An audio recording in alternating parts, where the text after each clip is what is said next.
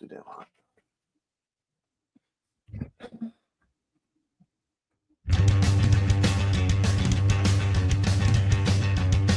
All my bags are packed and ready to go. I'm standing here outside the door. I hate to wake you up to say goodbye, but the dawn is breaking, it's early morning. Taxi's waiting, he's blown his horn. Already I'm so lonesome I could die. So kiss me and smile for me. Tell me that you'll wait for me. Hold me like you'll never let me go. 'Cause I'm leaving on a jet plane. Don't know when I'll be back again. Oh babe, I hate to go. So many times Good evening, everybody. Two Guys, One Cup. We hope that Keandre Miller has been listening to that song on repeat for the last 2 weeks, and that there's a resolution coming any minute now or any day now, or hopefully while we're on this show. Two Guys, One Cup, June 26, 2025, the Draft Eve edition, where we have no first-round picks, so no Steve Cornianos or Russ Cohen or any draft guests because it just didn't make any sense. I've spoken to Steve the other day. He said he would love to come on and do like a post-draft show with us and, you know, kind of go over whatever picks that we do make and go over those guys. And I'm sure we'll do 3 hours just talking about the Rangers with him. But Rock, how's it going, bud? What's going on? Draft Eve, always exciting. Always, and there's always some kind of anticipation. I don't really know what to expect. The Ranger land is eerily quiet.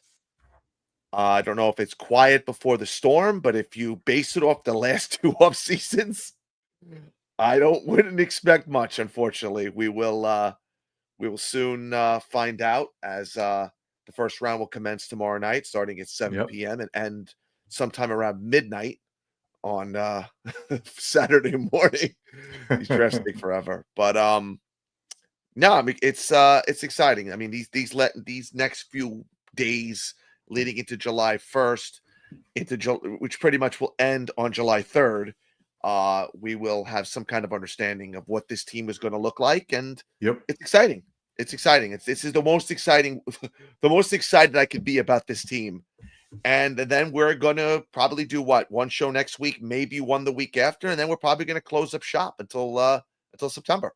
Yeah, we'll figure stuff out. You know, we'll see what the summer looks like. We might do some fun stuff if we're bored or we have something going on and we have nothing to do one night. We'll jump on and kind of see what goes. But this has been a rough season, Sean. This kind of puts a bow on it.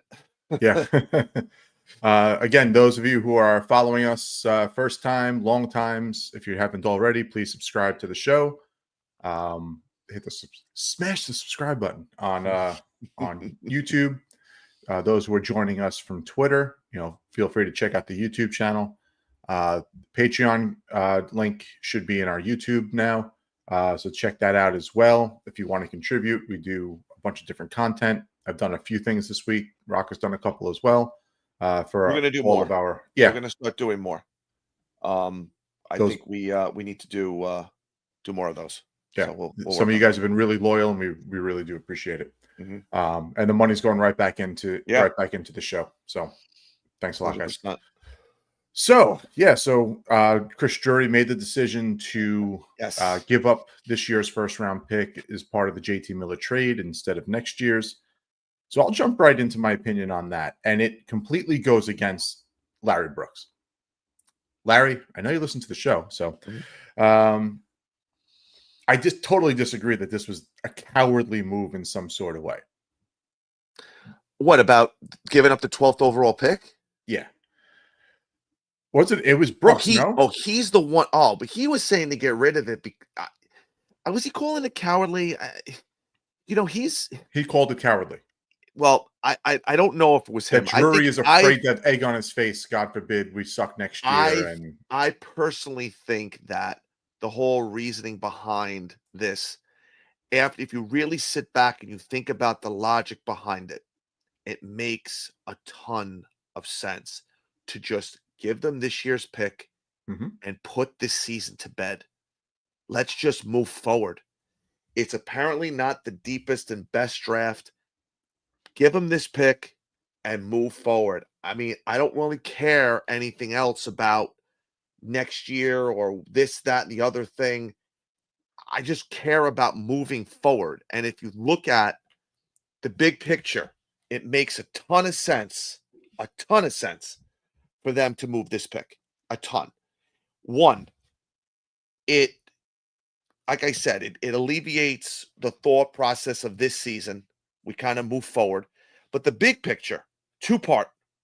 One, if they happen to somehow resurrect from the ashes off of this season and bounce back and have a great year, that 26 pick becomes a trade chip.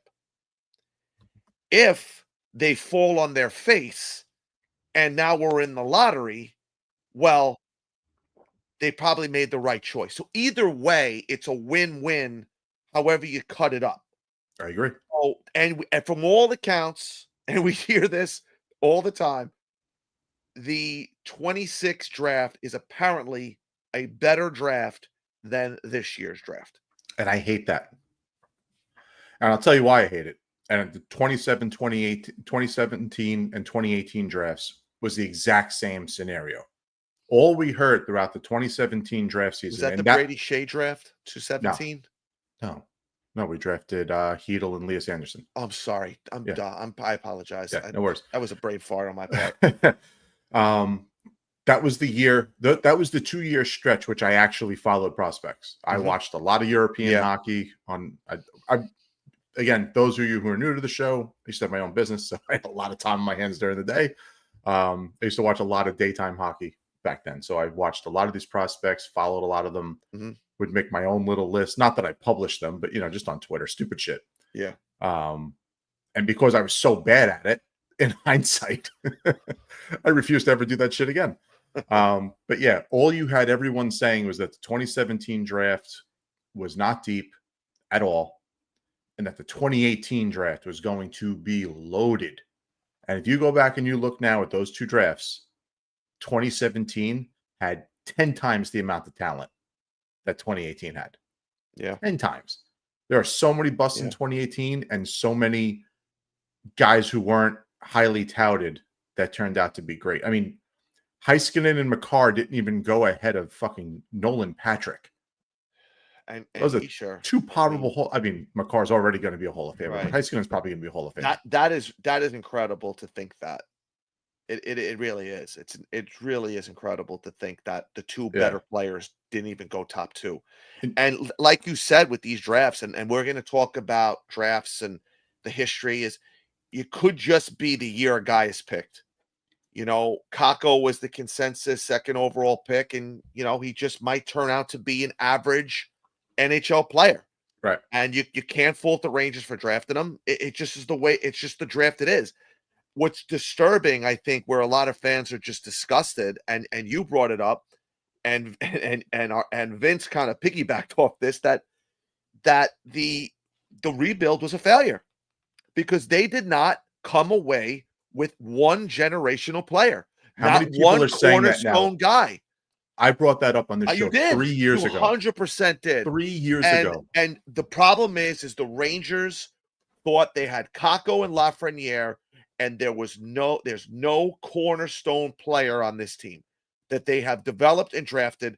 I know Fox he was a free agent, so could have had him without the letter. That's exactly 100%. And I think that's the biggest problem I have when these people got to hold on to prospects. Got to hold on. You got to hold on. Name me the last prospect the Rangers traded that turned out to be an absolute superstar. I mean, even if you want to go back to Wade and Amante, you're talking 31, 32 years ago. And neither of those guys were Hall of Famers. They were both great players, don't get me wrong, but neither of them were Hall of Fame players. I mean, you kind of, it is what it is. They do this to themselves every time. We had to hold on to these guys until they're useless. I mean, look at the trade. And I know we'll get into Peterka, but they gave away. Phoenix had Utah. What the fuck they Utah. are now? You know, they had a plethora of prospects. Josh Doan and whoever else is on that, and Kesselring are B to B plus prospects. That's not what I They're heard not all day A. today. Well, you know what? Of course they're gonna. From people, Of course they're gonna scratch from people the that ass. I They always kiss the ass of the Coyotes. Haven't you known that? Don't you know that Who? they feel fucking sorry for this franchise? not Always. anymore. Not anymore. They do. Small market teams win, Sean. You know that. That's all They this have one of league the cares richest owners about. in the sport now. I'm fully aware of that. Yeah. So they feel sorry for them because they've been kicked around for freaking 20 years. So there's a lot of people. I was in the car. He's a all day nice today. defenseman, but is he an A-plus defenseman? He's 25 years old. He's not 21, 22. Yeah, And he played his first season, Sean. He's played in 82 games. To pull up because I know He's only played. he's I think not he's a only been stats around guy. for 3 seasons. He had a decent year this year. He was a plus player. I looked up his numbers. He played I believe he played 82 games or close to it. 82 games, 30 points, And before 90 that, penalty minutes. right? And before that, he barely played. Takes defensemen a while. I'm not disputing that. Yeah. But this is what pisses me off with the Rangers and their prospects. We don't make trades like this. We don't trade a guy a year too early. We trade a guy a year too late. Keandre Miller should have been traded 3 years ago. No, 3 years ago you were hoping he blossomed No. into your number one defenseman. What did I tell you 3 years ago? I would have traded him 3 years ago for Chikrin. Did I not say that on this show? And I would have wouldn't. traded him for Chikrin. Yeah, and I disagree. With I you. would have. Yeah. I would have traded him for Chikrin at the time. Chikrin's had how many seasons where he's actually been healthy? Sean, I'm aware of that. I'm just making a point. That's why I wouldn't have done it. You trade a guy, and Miller's had one good season. He's been awful the last 2 years. Oh, I mean, you want to just right. If you want to talk hindsight, I'm just saying. Well, hindsight. Well, I can't say that I wouldn't do it now if I said it then. I mean, I listen. I was hoping that Miller would turn into something. He just and I don't know. It's just all upstairs with him, and that's. Are they waiting for Byram and for Dobson to get traded? Is this so. what these teams are waiting for? I think they're the first 2 dominoes to fall. Oh man, the Islanders. Why would they do that? Why would they not give Dobson? Just give him $11 million? It doesn't make any sense. I mean, what are you saving your money for? Oh, for who? Honestly, so I've had this conversation. I don't want to bounce friends. around. I know we're bouncing all over the place. Yeah. I've had this conversation with Islander fans that I'm friends with, that I play hockey with, bar conversations. Yeah. And, they still think they have like a team that can compete. These 2 guys that I'm referring to. Right. And I look at them and I'm just like, you don't have, what are you? I mean, when you were in the Eastern Conference Finals 2 years in a row, you had an identity. You were the Barry Trotz, you had, your Matt Martin, Clutterbuck, Cizikas, like you had an identity. Before that, you had Tavares. Now, what are you? Matthew Barzal's your best player, Bo Horvat. Like, these are nice players. These are good players. You don't have anyone on your team that's a game breaker. No. At all. And you don't even have good defense anymore. Unless they just think the Dobson that one season was an outlier and that he's never going to live up to that. But you have the number 1 overall pick right now, and you're drafting Schaefer, who should be a cornerstone player. If you have the opportunity to get back into the top 5 again and take another guy that should be your cornerstone center, you now have 2 main pieces, and you drafted Cole Eiserman last year, who everyone's raving about still. Right. Like, I don't mean to turn this into an Islander podcast, but I'm just like, mindset-wise, you should be building for that team to be the successful team, not signing Noah Dobson to 8-year deals right now. I'd be trying to trade Noah Dobson to Chicago for the 3rd pick. That's what I'd be trying to do. And I think they've tried, haven't they? Haven't they put that out there? I don't know. But do the Islanders really want more futures? I mean, are they rebuilding? They should. And so they're going to give up on Dobson. What is he, 20? He's in the 5. Kravtsov draft. So what is he, 25? 25.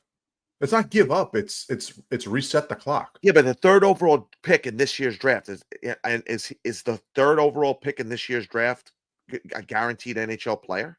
Yes. He is. This draft is so much. It's so much better than people are giving it credit for. No, you're probably right. See, here's the thing. At least do you Peop- think it's the 99 draft? People no. People want to compare drafts like to 2015, and you go through the 2015 draft, they and would it's like talk about Hall the of Famer, Hall of 2015. Famer, Hall of Famer. It's Yeah. just like it's stupid. It's Yeah. like the 2003 NBA draft with LeBron and Carmelo and Dwayne Wade. It's Yeah. stupid. So there's no draft like that. But you go through this draft, there's a lot of guys in this draft that are going to be first line players and second line players, Mhm. 15 deep. I'm looking at the draft and I'm looking at each player. And again, I have not watched these guys play. So take everything I say with just, I've read Steve Kornianos. I've read Russ Cohen. I've listened to Shane Malloy every week on the radio talk about Right. these kids. Like, Right. it's just for me trusting people that I trust and what their views of these players are. This is nothing that I've observed and said, that guy's going to be this. So it's really, and it's a combination. When you see this different people you trust saying the same things about a certain guy, it gives it some levity. So that's really what I'm kind of going off of. You know, there's guys in here that there's a lot of top 6 talent in here. There's no Austin Matthews. There's no Bedard. So that's why these people are labeling this draft as being nothing great. Mm-hmm. Because there's not that, the unquestioned number 1 overall pick is a two-way defenseman. So it's not, there's nothing sexy about that. No. Again, this draft, you go back and you look at the 2017 draft and you look at how many top 6 forwards, Marty Necas, Velarde, Robert Thomas, Nick Suzuki. I mean, these are guys that went all after Elias Anderson. Middlestat. Middlestat sucks. Fuck him. Like, I'm just saying, like, guys, Cody going Glass, Middlestat. That's the. These are guys that are all still playing in the NHL, Sean, Yeah. and Elias Anderson hasn't hit the NHL in 4 years. No, I get no. Elias Anderson was the worst pick of that. Michael Rasmussen is coming a close second right now. Oh, Cody Glass is becoming. Oh, what's his name? Yamamoto. See, another one. Kyle Yamamoto. But he went late. I think he went after Hedel. Yeah, I'm talking about after the top 20 of the draft. Yeah. Of course, we missed Robert Thomas by 1 pick. But I wouldn't be surprised if they still picked Hedel. They were in that whole European thing at that point. Right. They were on that whole European kick. But when you look at just how many guys are just and none of those players that I mentioned are superstars. No. But they're all really fucking They're good all players. playing. Well, that's the thing. And this brings me back to this whole prospect thing. Like the Rangers with these prospects, they just boggles my mind. I mean, Vegas, who I understand stepped in it with this expansion and the way they handled everything and the GMs not knowing how to deal with it. But they went out and they traded Eric Brandstrom. And Brandstrom at the time when he was traded was a highly touted prospect. They traded him. He was in that 2017 draft. They traded. I know that was what made me think of it. Oh, okay. They traded him early. They didn't wait. This franchise waits. I mean, Sean, it's not just now. They've done it forever with prospects. Forever. Okay, but you got to take this all with a grain of salt here. They had a clear objective, Vegas, to not worry about prospects. They had a clear objective. They traded Suzuki right away for Pacioretty. They traded Brandstrom right away. Their objective was to take their picks and win now because they needed to establish a market. Right. They needed to establish hockey in Vegas right away. They didn't have 5 years to wait. No, I know. For these kids to be something. That. The Rangers issued a letter saying we're gonna suck for the next few years and rebuild. So their whole reason for this was to get these draft picks and build with kids. They had just a totally different mindset on what they were doing with these draft picks. So you can't compare the two because they were going in a different direction. Here's the problem. You drafted Kakko, who was a winger. Right. You had Kreider, who was a winger. Right. Then you go out and you sign Panarin, who was a winger. Then you win the lottery and you draft Lafreniere, who's a winger. Yeah. Hindsight again. It's all hindsight. 2020. Yeah. I get it. They should have traded back. Traded the first. I know it would have been blasphemy at the time. Traded back, took either Byfield or Stutzla, gotten more assets, you didn't need Lafreniere. You didn't need him at that point. You didn't. I'm saying this, speaking out my ass now. But in hindsight, you didn't need him. I could agree with you on this more with Kako. And Well, this they is not already even hindsight. I'm drafted talking Kakko. about at the time. I'm talking about at the time. So who would you have taken at that point? Zegras? I mean, I'd love- who was the next I best did love center at Zegras in that point? draft. I wanted us to trade back in to get I mean, Zegras. I gotta go back and look. I mean, I know Mo I got it Sider right was here. in the top 10. Zegras was what, 10th, 9th? Philip Zegras Broberg was went in that ninth. draft, I believe. Yeah, Dylan Cousins, Sider, Alex Turcotte, who I liked also, Oh, who's God. a little bit of a bust. We don't know. We don't fully know yet. See, Matt Boldy was a guy that Steve Cornianos loved in that draft. Loved him. He did. And look at what he turned into. Again, you just say to yourself, you shake your head and you go, they didn't have a plan. They just didn't have a plan. I don't think, well, you never expect to win the lottery. And Lafreniere falls to you. What are you supposed to do? And I'm not knocking them for what they did. All 31 teams would have taken him. 100%. Both times. The problem is Lafreniere is not a cornerstone player, because I'll tell you right now, if Brady Tkachuk or someone of that magnitude would come available, you'd shoot Lafreniere into the sun to get him. So to me, a cornerstone guy is, no matter who's available, unless they're Gretzky in his prime or Lemieux, or someone like that, or McDavid, you're keeping them. Right. If a player like someone else becomes available, like Tkachuk, or just name the guy, even Jason Robertson, maybe to a certain degree, you'd probably take Lafreniere and you shoot him into the sun. He's not a guy I'm definitely not trading him. No way. I don't care if he's 23 years old. I'm not trading him. For the right guy, you're trading him. So that's my problem. That's my problem with this team. Yeah. You know what it is with him, man? It's he's come in. The only other player that I could think of that was drafted as high as Lafreniere in the modern era. I mean, I'm not talking, Larry Bird going to the Celtics when they win a championship. Yeah. I'm not talking about that shit. But like, Tyler Seguin, being taken second overall by Boston and coming into a cup winning team. Yeah. He was never going to be asked to play in that top 6. And so as you speak, and what a terrible trade that was. Oh my God. You know what I mean? Oof. But that was, you want to talk about trading somebody too early to fit a need for a veteran player. Right. And that backfired so badly. They were playing with house money at that point. But that's the only guy that I could think of. But they've been to 2 other cup finals after that too, Boston. But not because of him. No, I'm just saying they did make it to 2 other cup finals. Yeah. So it wasn't like they traded him and the whole world stopped. No, but Louis Erickson. He was awful. And then didn't he get another contract from somebody else? And he had one good year, and then Vancouver gave him a contract, right? Yep. Oh my God, you feel that was like Alexander Semin. He used to do the same thing.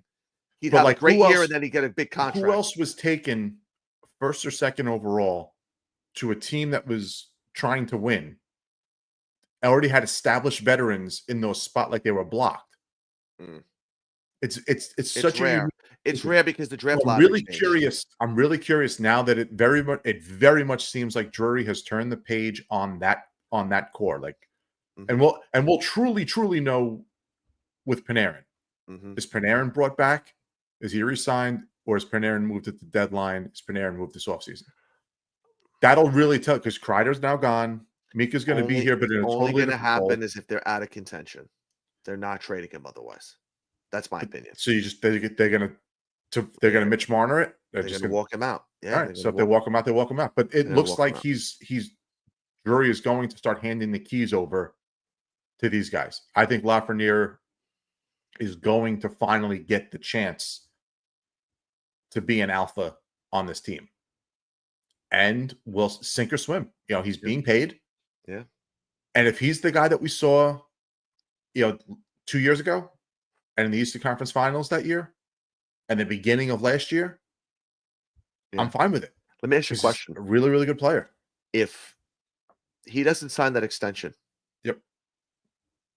what is he making this offseason? You think he's making 7? 5? No, I think he's making 5. I still think he's making 5. You're probably right. He stepped in shit. And if he was a restricted free agent, you know what? Honestly, you'd probably have a team out there that would offer Cheatham. I don't. We're gonna It see. would be. We're gonna see about this off the sheet nonsense. We're gonna see. We're gonna see. We're gonna see if teams do it. It's possible because the free agent class is so bad, and it looks like everybody's re-signing in Florida. You know, Well, not it Ekblad. looks like Ekblad already told the wait staff at a restaurant he frequented, "Thanks for taking care of me while I was here." Gave him a $500 tip on his way out. Okay. I don't want anything. But you knew. No. I mean, don't get me wrong. I would love Ekblad if we had room for a right-handed shot defenseman. If he was a lefty, I'd take him. You're giving him $7 million? Yes. You're giving Ekblad $7 million. I would give him what he wanted. It always hurt, Sean. Always hurt. And that's a contract that will not age well. You know, but he was awesome. He was awesome.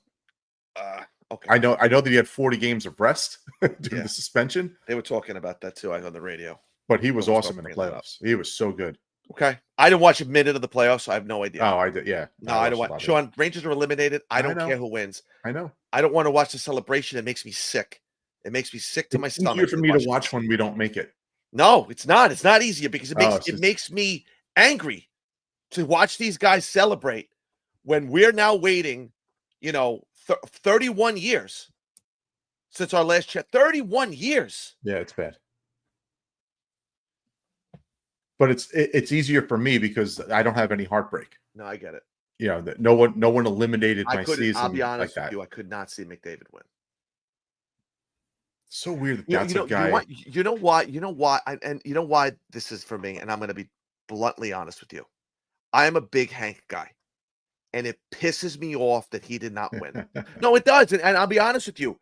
It bothers me because he has gone down. He's the greatest Rangers goaltender of all time. He's probably, like I don't know if you saw the Post article, the third or fourth greatest Ranger of all time after Rod and Leach. And then maybe you could put Messier and him kind of like 3A, 3B. And he doesn't have a cup. And that bothers me. It bothers me about Mattingly. It bothers me. And I hate watching, I hated Ovechkin winning. I wanted that guy to never win a championship. Yeah, but I don't want other team stars to win because my guy didn't win. My guy didn't win, so I don't want anyone's guy to win. Fuck him. Got it. I know that sounds ridiculous. It's stupid and petty. And it's better that Barkov wins? I know. Yeah, better that Barkov won. No, I'm serious. Like for you, it's better that Barkov doesn't bother me. Why? Barkov doesn't. I don't know. He just doesn't. McDavid's a great player. Alexander Barkov. Oh, see, that's he's a great player. If Alexander Barkov was Canadian, the way people view him would be totally different. I don't know because he's great. He's great, but I mean, Yari Curry was a great player, and he's not heralded the way Yari Curry was a complimentary wing next to Wayne Gretzky. Yari Curry had 600 goals next to Wayne Gretzky. Oh, so when Yari Curry ain't doing that. Oh, that's fine. Yeah. That's fine. Yari Curry ain't doing that in Hartford. So I'm going to tell you who Lafreniere is. Who? His career. He's Kevin Stevens. Sure, I'll take Kevin Stevens. That is who Lafreniere is. A good player who needs a great player to succeed.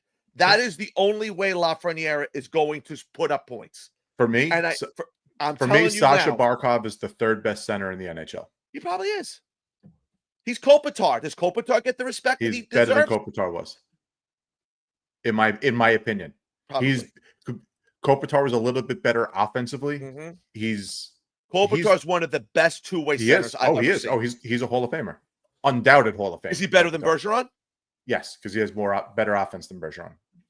And I think the same Bergeron between the dots is one of the best centers I've That's what I'm saying. I think Barkov is every bit as equal defensively. But that's what I'm saying. Until they find that elite center, I think you just spin in your wheels. So what you need then to win is team buy-in and an identity. And the identity has to be. We've only seen one team do that. St. Louis. Okay. But here's without the centers. Can I give you the path? Yeah. I'm going to give you the path. Okay. We still have more talent. And if we do establish this identity, we have more talent than any team that's in the Metro. Right or wrong? The third line, Sean, is pretty bad. It's Carolina's third line. They don't have one. Better than ours. It's not. Parsonen, Brett Berard, and Othman, or Kaliev, which I like Kaliev, by the way. I hope And- they give him a chance. But the top But- 6 on Washington does not come close to competing with our top 6 on paper. Again, they have to establish this. Who's in our top 6 right now? Lafreniere, Trocheck, Panarin, Right. and Cooley, Zibanejad, Miller. oh, so Miller, Cooley, and contract. okay, right. Sean. Dude, I'm sorry. I'm just Okay, I'm Sean. just so angry with this guy. I can't get past it yet. All right, so all right, we're going to get into this later, but me and you are placing a wager on Zibanejad season. Okay. 'Cause I'm Am I here am for I the- am I 0-2? Did we place one last year? The Trocheck one. I don't totally remember what it didn't. was. Yeah, the I'm going Trocheck to tell you how mad Trocheck I am. one was over I am by going to October. tell- I know. November. I'm going to tell you how mad I am at Zibanejad. I actually Oh, let me finish where I was going though, Okay, before go. we Sorry. we're going to talk about Mika later. Good. Promise. Perfect. But the Sean will path love to it. the path to winning a cup Mhm. starts with winning our division. Okay. And right now the Metro is in complete like not changing of the guard, but there's a lull right now. The Devils are not that good. Carolina's they're not that good. And in the playoffs, they're even worse. We own them in the playoffs. Washington is not that good. They were a paper tiger last year. I called it during the season. I said, once this Ovechkin thing is over, these guys are nothing in the playoffs. You can't tell me that Dylan Strome is your number 1 center is going to fucking win is going to win in the playoffs. It's not going to happen. No. And Nobody It in the Metro, no one down the middle in the Metro. I Mhm. mean, the Devils might be, they're not. what do they got? Heischer, Hughes, and they just traded Eric Holla. Yeah. No, I Until they get Quinn Hughes here, they're not going to be that good. Columbus will be good one day. Yeah. Columbus will be very good one day. They're not there yet. I'm not worried. Pittsburgh obviously has already waved white flag on the season. They have no interest in even playing hockey. The Flyers are the Flyers. They'll always be, somewhere toward the middle/bottom. Like they'll be in contention for looking a for a wild goalie. card. Looking for a goalie again, I heard. Always, always. Carter Hart's available, isn't he? Yeah, so I said that the other day. I know. I started laughing so Yeah. loud. I saw that. like, hey, why not? Roman, I want to say Robert Czechmanic. No, we don't Rest wanna in go there. peace. Rest We in don't go peace. I there. forgot he passed away for a minute. So the path to the Eastern Conference Finals itself is right there. It's literally right there for them. Right. So is Florida going to do it again? Are they going to go that far for a 4th consecutive season? I'm not saying that they can't, but statistically, I think the Atlantic is much better than it is, and it's going to beat up on each other. Yeah. It's like the well, they opposite didn't of beat what up it's each other this year. I mean, Florida manhandled friggin' because Carolina sucks. They suck. The goaltending sucks, and yeah. they don't have the way that I describe the Islanders. That's Carolina. They don't have. It is, but you got. standout offensive player. I listen. I'm fully aware of that, but you got to say, you shake your head and say, they lose Natchez, they give up Rantanen, all they get back is Logan Stankoven, who's a young player, who's I think going to be a decent player. Yeah, and they still make it to the 3rd round, which because is the incredible. rest of the Metro was terrible this year, Who do they beat? The Devils and Washington. Washington. So they beat nobody. The Devils they didn't even try. I don't They know. didn't have Jack I Hughes. They saw had nothing. Washington. I saw Washington this year, Sean, and I'll tell you, they looked completely different. I don't know if they just got. I don't. It was They were on the all Ovechkin about- run. I don't know. It's more than Had that. a lot to do with it. All right, But I mean, again- he was hurt though, and they was still winning. But again, you can't win without centers, and they're Dylan I know. Strome. Who was the other center that they had this year? I was like, you can't win with those 2 guys as your I top 2 can't. centers. You know what? I can't even think who their other center was. Why am I blanking on it? It was Strome. Pierre-Luc Dubois. That's it. I'm like, that's You know what supposed was to scare me? they kind of stepped in it this year with the trades they made. They got rid of Kemper and they brought in Logan Thompson and they brought in Dubois obviously in that trade, and they brought in Logan Thompson, who was all world, for the majority of the season. They brought in Chikrin, which was a gift of a trade. I mean, Yeah. gift of a trade. No, give him credit. I mean, they made the right moves. Give him credit. You know, But again, in a RGM playoff keeps rolling series- back the same freaking guys. I mean, But again, in a playoff series, Dylan Strome and PLD were your top two centers, and that just you saw the outcome. That was it. yeah. So just get to the Eastern Conference Finals, and then anything happens. Whether it's Florida, whether it's Toronto. I mean, Toronto's going to have a total makeover. You know, Marner and what's his face, Tavares are probably going to be gone. I heard they offered Tavares 4 years at $5 million per. Right, which he's not going to take. Oh, I mean, let's depend. What do you want to do? Do you want to win or do you want to make the most money? I mean, you have it. Have you made enough? Then take a 1 year deal. But it's also been, well, what has he won there though?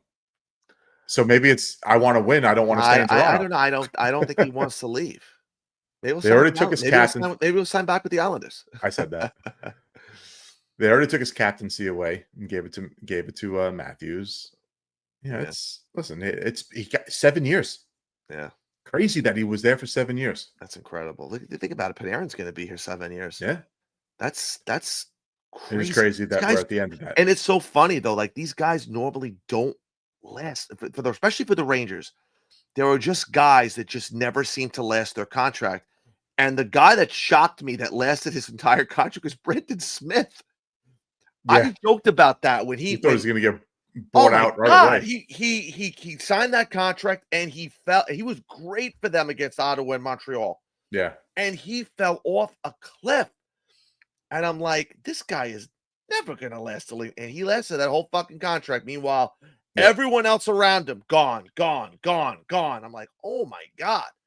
I couldn't believe it. Someone else signed that summer. Another defense. I want to say it was another defenseman. I can't think of who it was. Brandon Smith signed, and someone else. Maybe it was Shattenkirk. Shattenkirk. Yeah, Shattenkirk. And Shattenkirk was gone. I was like, 2 years. these guys don't last. Yeah, They don't last. and that's why you got to Amazing. build through trades. Free You know, agency is not the way to build your team. I kind of feel for Shattenkirk a little bit because, man, he left 7 times 7 on the table From the Devils. Yep. God bless him. I mean, he has to wake up at night in a cold sweat He's thinking still the doing amount all of right. money. But, Sean, I mean, come on. We all know hockey players' careers are very short. Yes. You know, to leave that type of money on the table, I mean, that's What did he that's take? incredible. 5? 4 years? If 4 years, I know. 6 and a Yeah. half? 6.5. That's all right. 6 So and the a money half? wasn't that big.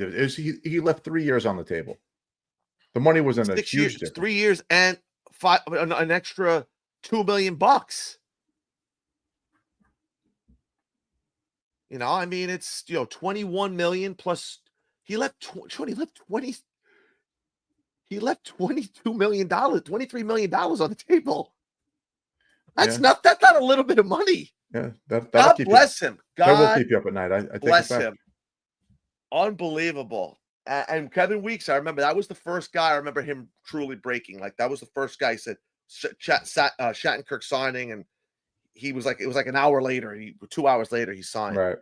But Let's see. Yeah. Shattenkirk from us got 6.665. 665. Okay. Yeah. All right. So he still 6 left years. Yeah. significant money on the table. Bought out. Poor guy. Then got 175 the next year from Tampa. He got all right. He got paid by Anaheim. What did he get from Anaheim? He got 4. 3 4 9. year, 3.9. 3 For years. what, 1 year? 3 3 years? Yeah. Wow. So he got he in the end he got taken care of. He did all right. Still left money on the table. Yeah. But I get it. Plus, he was being paid by the Rangers, so It's all good. the buyout. So, yeah, listen, made his I'm not saying these guys are eating cat food, but it's they're doing all right. I'm just saying, it's just you think about that, you're like, wow, their careers are so short. Yeah. I remember my dad. There used to be a book. I don't know if you remember it. It was a media guide, but for the NHL, it was a big, thick book. They used to sell it at Cosby's, and in this book, it had every team, and it broke down like it had every retired player in the back, like what years, their statistics, and everything else. And my dad one time he goes, "Give me that book for a minute." he pulled out 10 guys at random, like 10 straight guys in the book that retired. Mhm. And he pulled up, he added them all together, their years they played, and divided it by, I forgot the math he did. The average time the guys played. And I think the average career for an NHL player is 3 seasons or 3 to 5 seasons, something like that. I know That's the the NFL's 3. I got to imagine the NHL's a little longer. depends. NFL's 3. So maybe it was because guys are coming in younger. So this was maybe when they were older. Okay. 'Cause guys didn't break in at 18, 19, 20 years old. No, this is 21, new. 22, 23 years old. I remember Joe Thornton was the first guy, me personally, that I remember that was 18 years old playing in the NHL. And I maybe Pronger. Was Yeah. Pronger 18? Was Pronger 18? Who? Pronger? Did he come in his first Was year? he that young? I don't remember. But Joe Thornton was the first guy I remember coming in as an 18-year-old. Well, the game was just so much more physical back So then. maybe I'm wrong. Maybe it was 6 years was the average year. Now that I'm thinking about it, I forgot. It was a long time ago. It was a very. Yeah. They haven't made the book probably in 20 years. So Chris Pronger came in at 19. okay, He came in the year after he was drafted. yeah, okay. So he was fairly young too. But Yeah. I remember Thornton's the first guy I really remember coming in at 18, and so it Or Daig. Daig played it. Daig came into the league at 18. Oh yeah, I forgot about him. Yeah, I guess those expansion teams. Which he credits with killing his career. Probably. Jovanovski was 19. Yeah. I guess those expansion teams all did it. Bonk was 19. Yeah, right. They just needed someone to sell tickets. They need to sell tickets, exactly. I don't know if Olin Nolan came in. Oh no, he was drafted by Quebec. Never mind. Yeah. Yeah, I don't know. But a lot of these type picks during the 90s, they were coming in at 19, which is still pretty crazy. Yeah, no, that's I never realized that. Because I guess back then when these guys are 19, I'm probably like 10, so they seem like they were 35 to me. Thornton was 18. Was Marlowe? Or did Marlowe stay in the Pat Falloon? Yeah. Marlowe was 18 also. Was Pat Falloon 18? Falloon. Oh, you want to go back to the 91 here? So that might so I'm just saying all those expansion teams brought their first round picks in, I believe, right away. I think Pat Roman Falloon Hammerlick. He was 19, Pat Falloon. All right, Roman Hammerlick, Yashin. I don't know if Yashin played. So he was 19, but he was just September. I don't know. He must have been late birthday because he was in the 91 draft and he played in 91, 92. All right, so then he was drafted in June and then he played. Yeah. That was a big rookie card back in the day, Pat Falloon. That was a big deal. That was a big deal. What was that? What was that set with the green? All the rookies were in like that, the green Pinnacle. Pinnacle. Was it Pinnacle? Yeah. I had that. I have a close one. We all had those. Yeah. And of course, the great Scott LaChance was in that draft. The great, going to be better than Brian Leach one day, Scott LaChance. Oh, too funny. That's why I hate Islander fans. Scott Sissons in that draft? Scott Sissons. So you saw that thing I sent you about? Has anyone ever heard of Morris Titanic? A draft pick from the 70s that played for did he play for Quebec or Hartford or St. Louis? That is a real name. I thought it was a made up name. No, it's a real fucking guy. He played 19 overall. games in the NHL. For Buffalo. That's what it was. Morris Titanic. That is amazing. I thought that was a made up. I'm like, I have never heard of this guy. I mean, you would think, Sean, you and I, who have been around hockey all our lives, just as a name, someone would have brought this up. You would have heard of this guy. I have never heard of this guy. Morris Titanic. Tell me if anyone in the chat room has ever heard of Morris Titanic. Do I have to name the episode Morris Titanic? Well, you might have to. I saw that because sometimes on Instagram these things come up like 10 worst draft picks of all time. Yeah. Of course, the Rangers have to have one guy on there. It's it's a foregone conclusion. But I'm like, who the fuck is Morris Titanic? I've never heard of this guy in my life. It's a bad movie character name. The name sounds made up. Yeah. I said, there's no way this name is real. But he So- played 19 games for the Sabres, It's a porn name. never scoring a point. Incredible. Porn name. Incredible name. Incredible name. Morris Titanic. Scott Scissors was on there. Ryan Sittler. Was he Daryl Sittler's kid? I don't know. Maybe. Scott Scissors was on there. I said, who else was on there? Brian Finley was in there. I But didn't know half the names. that 99 draft. Brian Finley was in the 99 draft. I went back and looked at that 99 draft, Sean. Other than the Sedins, in the first 3 rounds, you don't have another half decent player. Like, Nope. not half decent, but not another star player. You had some nice pieces. Barrett Jackman, Marty Hadlad had a solid early career.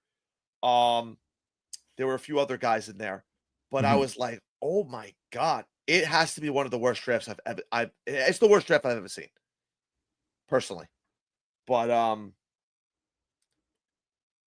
yeah, it just goes to show you that you never know. Like you said, I mean, you could have a first round pick, and obviously you said the drafting back then was different, but you could Much just different. the draw. The Rangers, unfortunately, had the first round pick in a year where the guy's just not going to be a cornerstone generational talent.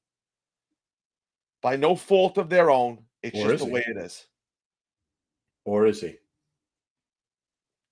Or is he book is- Jonathan Chichu?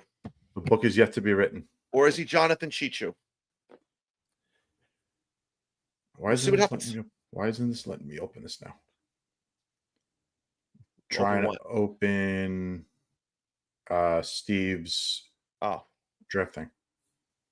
So tell me about Mika. what's my problem with him?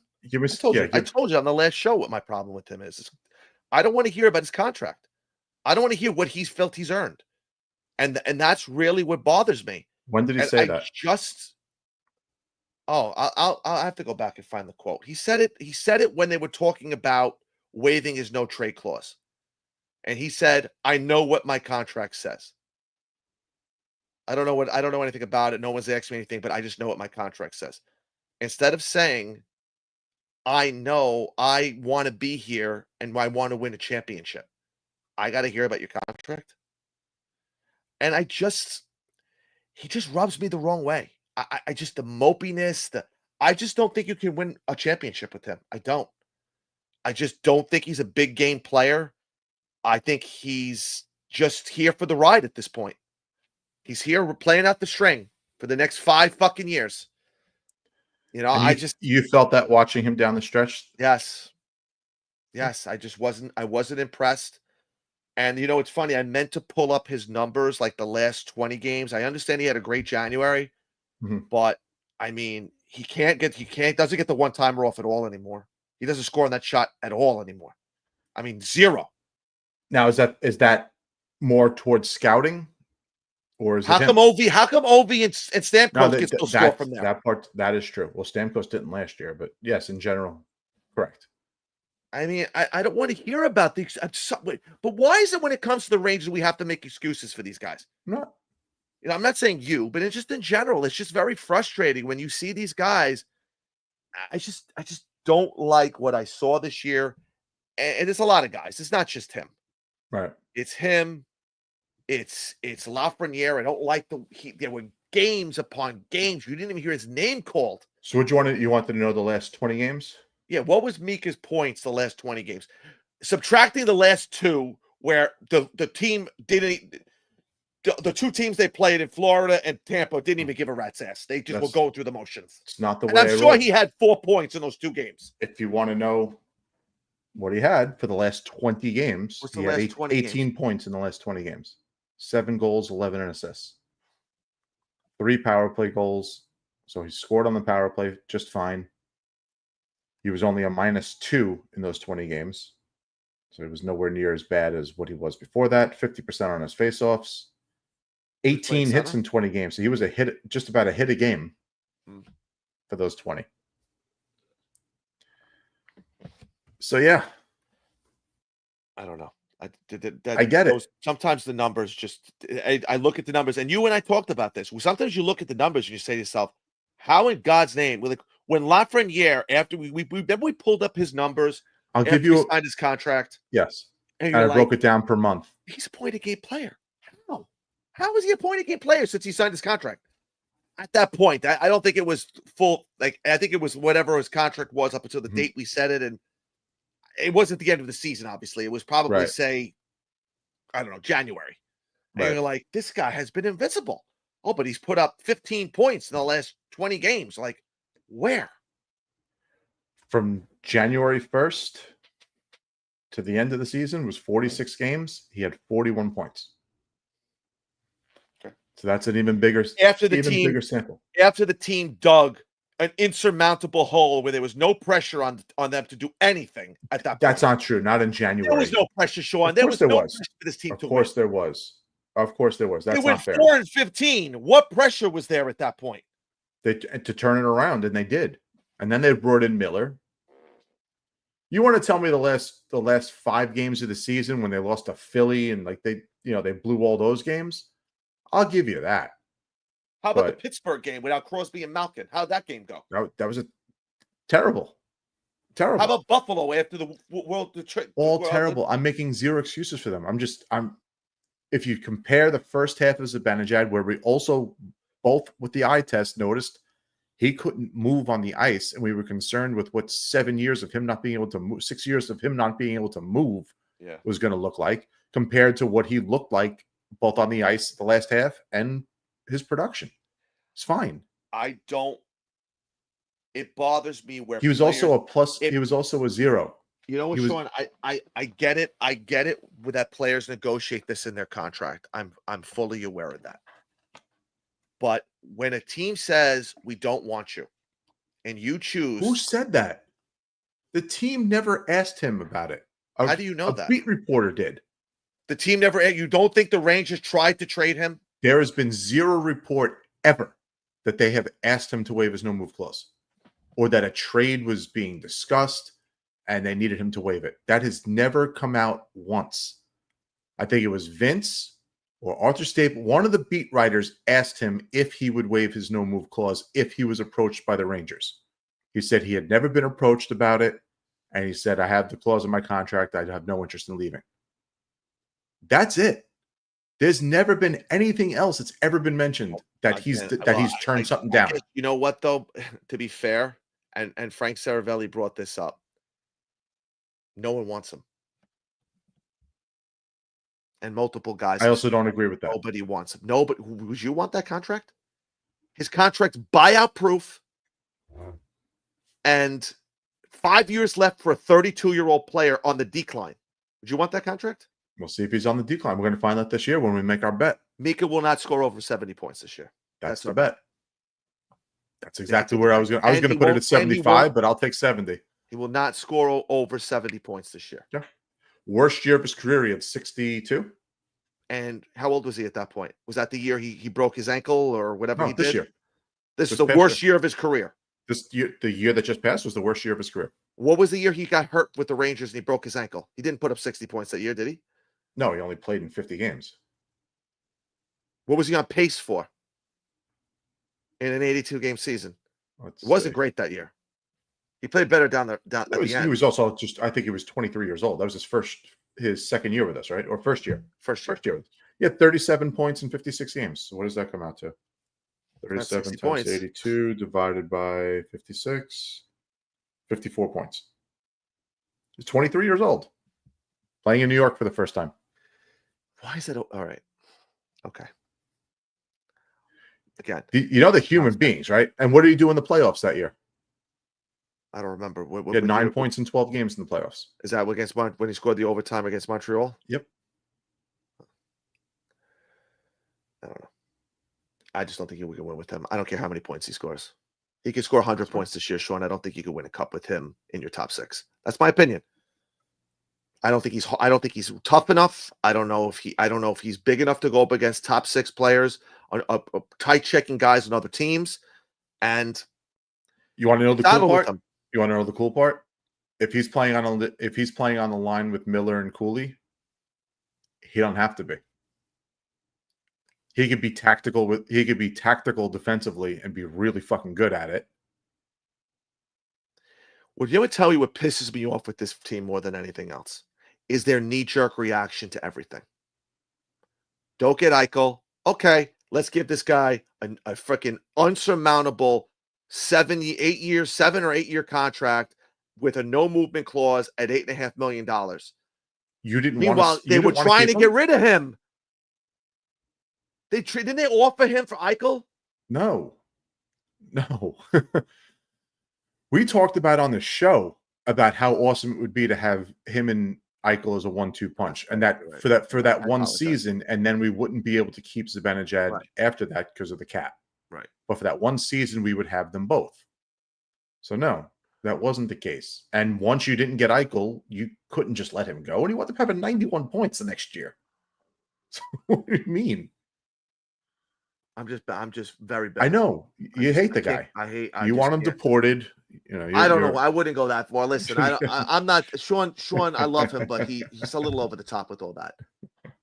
I just don't think you can win with him. I don't like what I saw. I don't think he's mentally tough enough to play here. I'm surprised he wants to stay, and I don't know. I don't know what, and I don't think he has any trade value. That's the other thing for him. I wouldn't trade for him. I wouldn't touch that guy with a 10-foot pole. If the Rangers waived him tomorrow, he'd be claimed. By who? Someone would take it. Someone would take it. No one. First of all, no one would do the Rangers the favor. That's not a favor. They'd be getting a good player. For what, 1 year? Maybe 2 years. Why? What is your fascination with the age with these guys? They're not 35. You've seen guys fall off a cliff when they reach 31, 32, 33 years old. No? And he's going to next year's his age 32 season. He's only 32? He just turned 32 in April. Oh, God. They're in more trouble. Why? If he played this poorly at 30 years old. He didn't play that bad in the second half of the season. That's my whole point. I truthfully think that he was laboring with something in the first half. Oh, my God. Always a fucking excuse. He's hurt. It really injuries? is. An injury is an excuse. He played through it. Did they say he was injured? You're assuming he was injured. My eyes tell me. You know what it was? You know what the problem was, Sean? He was fucking butthurt because his boyfriends were all fucking. Not how it works. And because Kreider's name was in the fucking memo. And why did he have an anxiety attack on the ice then? Why did he have a panic attack? For what reason? What reason? Because they were after him while we were trying to get rid of him. Why other way would this guy lose it on the ice? Kind of pressure? I don't know. Pressure of what? They're 14 and 4 and 15. Pressure of what? That's a lot of pressure when you can't figure out how to play your game. First of all, on the list of important players on the Rangers, it's Igor, it's Panarin, it's Fox, it's Kreider, and then it's him. No. He's the fifth most important guy on this team. I've said for years he's the second most behind Holy. No way. I've said that for years. I've said for years that he was more important than Panarin. He's not more important than Panarin. Of course he was. Panarin puts up 120 points. How is Mika more important? Because he's a center.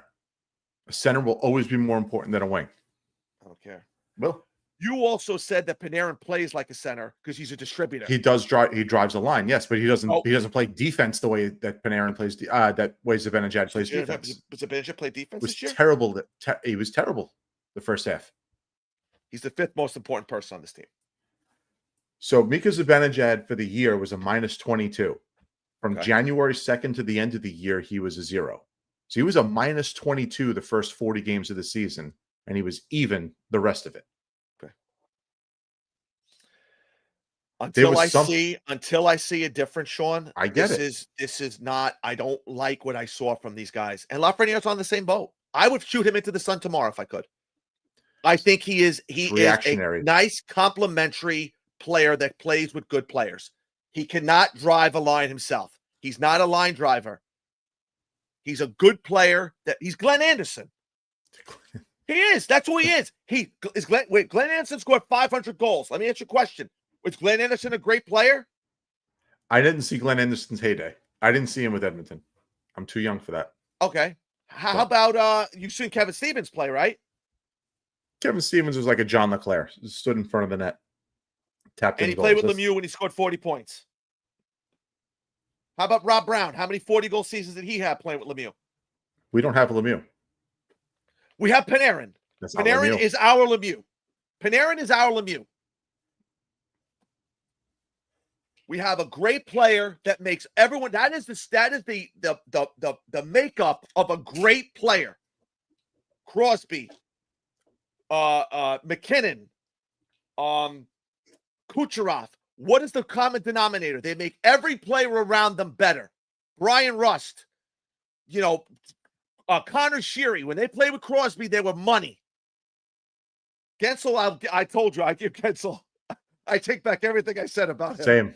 I take back everything I say about that guy. Same. But I believe Lafreniere is a nice player who can play with great players and put up points. But he's not a guy you take. We saw him away from Panarin this year. He was a ghost. You didn't see him on the ice. He was nowhere to be found. And we'll see. If he doesn't play Panarin this year, we're going to see. This is going to be the test. But here's the problem, Sean. Here's the caveat. He's now on year 1 of this contract. He falls off a cliff again this year, and you look at another season with 40 points, you won't be able to give this guy away. I'm telling you now. Tell us how you really feel. This season has soured me so much. Even Fox, I would get rid of him tomorrow too, but at least Fox was hurt. At least Fox has an excuse. Oh, he gets the excuse. But he has a legitimate excuse. He got hurt. We know he was hurt. So Zibanejad don't get the excuse. So because Zibanejad and Kreider played through their injuries, and Fox, you know was what? butter Though? and bagels They were instead. fucking wrong too. Why are you playing through injuries? The season was over. Why is Kreider still playing? Why is it if they're injured? Why are you playing? Wanted to get everything he could as a Ranger, man. It's a fucking joke. He knew he was done. He knew he was Play. out. If you're injured, don't fucking play. See, I disagree. I do. No. I respect when someone plays It's a hurt. playoff series, Sean. It's a playoff series. Play. I get it. But a regular season game Would in you care? friggin' March against the Seattle Kraken, Who I don't cares? need you to play. If you can't beat them without the guy, Who then you cares? have no business. We making gave away the playoffs. draft pick. Who cares? None of this hurt us. We gave away the pick. It's not the point. It's not the point. Maybe they would have had the first overall pick, and then what do you do? I'm just not throwing it out there. They lose those last 2 games. How do you know they're not fucking drafting first overall? And what would we do with it? We'd squander the player anyway. So what's the difference? They probably would. Again, this season has completely. What? Let me ask you a question. What for someone who plays on a top power play unit? Give me a guy around the league, a wing that plays on a top power play unit. How many power play points you think they get a year? Oh God, that's a great question. I'm not talking about the 20? Kucherovs. I'm not 20. That's what I was thinking also. 20? Okay. So But Lafreniere, who they tried Lafreniere on the power play, was fucking terrible. the whole power play in general was terrible. So Well, maybe now David Quinn's back. All the problems will be solved. maybe. You never know. And But apparently, Lafreniere had apparently Mika was a big component to Quinn coming back. He trumpeted Where'd you for hear Quinn this? to come back. I forgot where I heard it, but I'm going to find out, and I'm going to let you know. Yeah. I've heard it. I listen to so many podcasts and read so much stuff that I don't know where I hear stuff sometimes. I apologize if I'm not giving somebody credit, and it's not intentional, but I listen to everything because I'm a glutton for punishment. Lafreniere had 41 points. 5 on Do you know what 5 on Pierre- 5 this year. You know what Pierre Maguire had the audacity to say? Lafreniere reminds me of Jerome McGinley. I was like, you have some. Lafreniere isn't a speck on Jerome McGinley's rear end as far as talent goes. Look at Jerome McGinley's first 3 seasons. He was a beast. His first 3 seasons? Look at his first 3 seasons. I believe he put up 60 points in his first or second season. 50, 32, 51.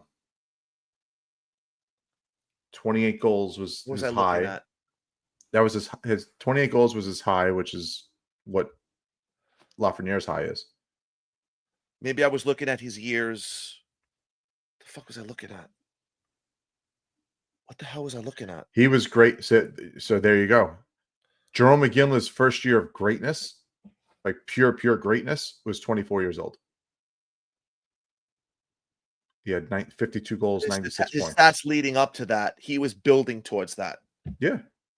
And Lafreniere, up until last year, was improving every year too. And then last year, the wheels fell off. No one's saying they didn't. They did. And I don't know if it was the contract. I don't know if it was the influence in the locker room. Again, I would love for this kid to be able to just be his own man now and not just, ride the train of these veterans. Unless he's going to ride the JT Miller train, then he can.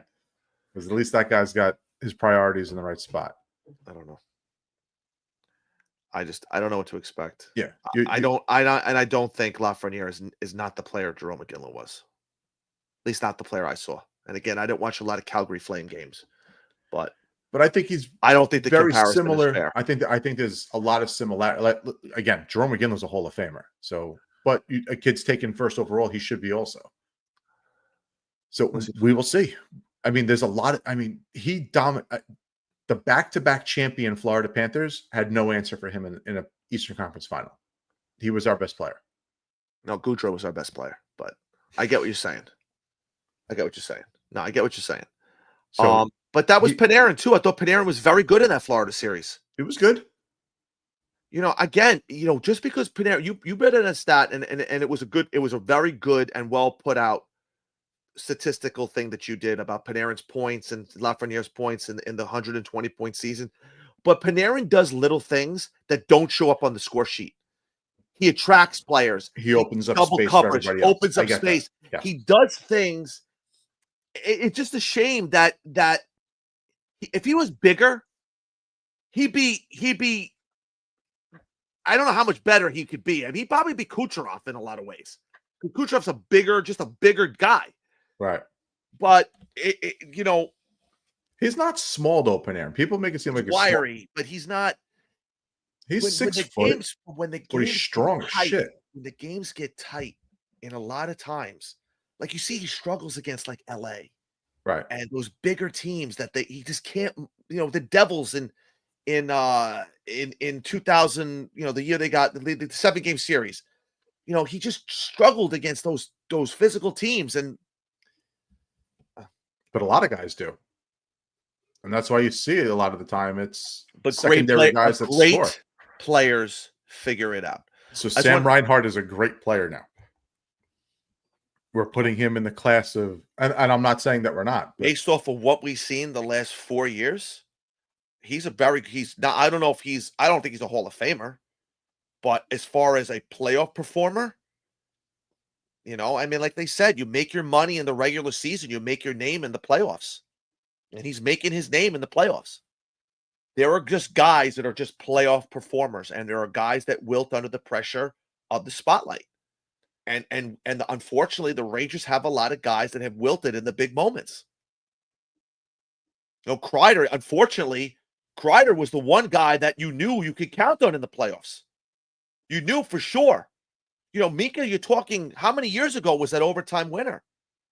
You're talking 10 years ago that goal was scored. Right. What was the last big goal he scored in the playoffs? You could count on, you can say, Trocheck has a big goal.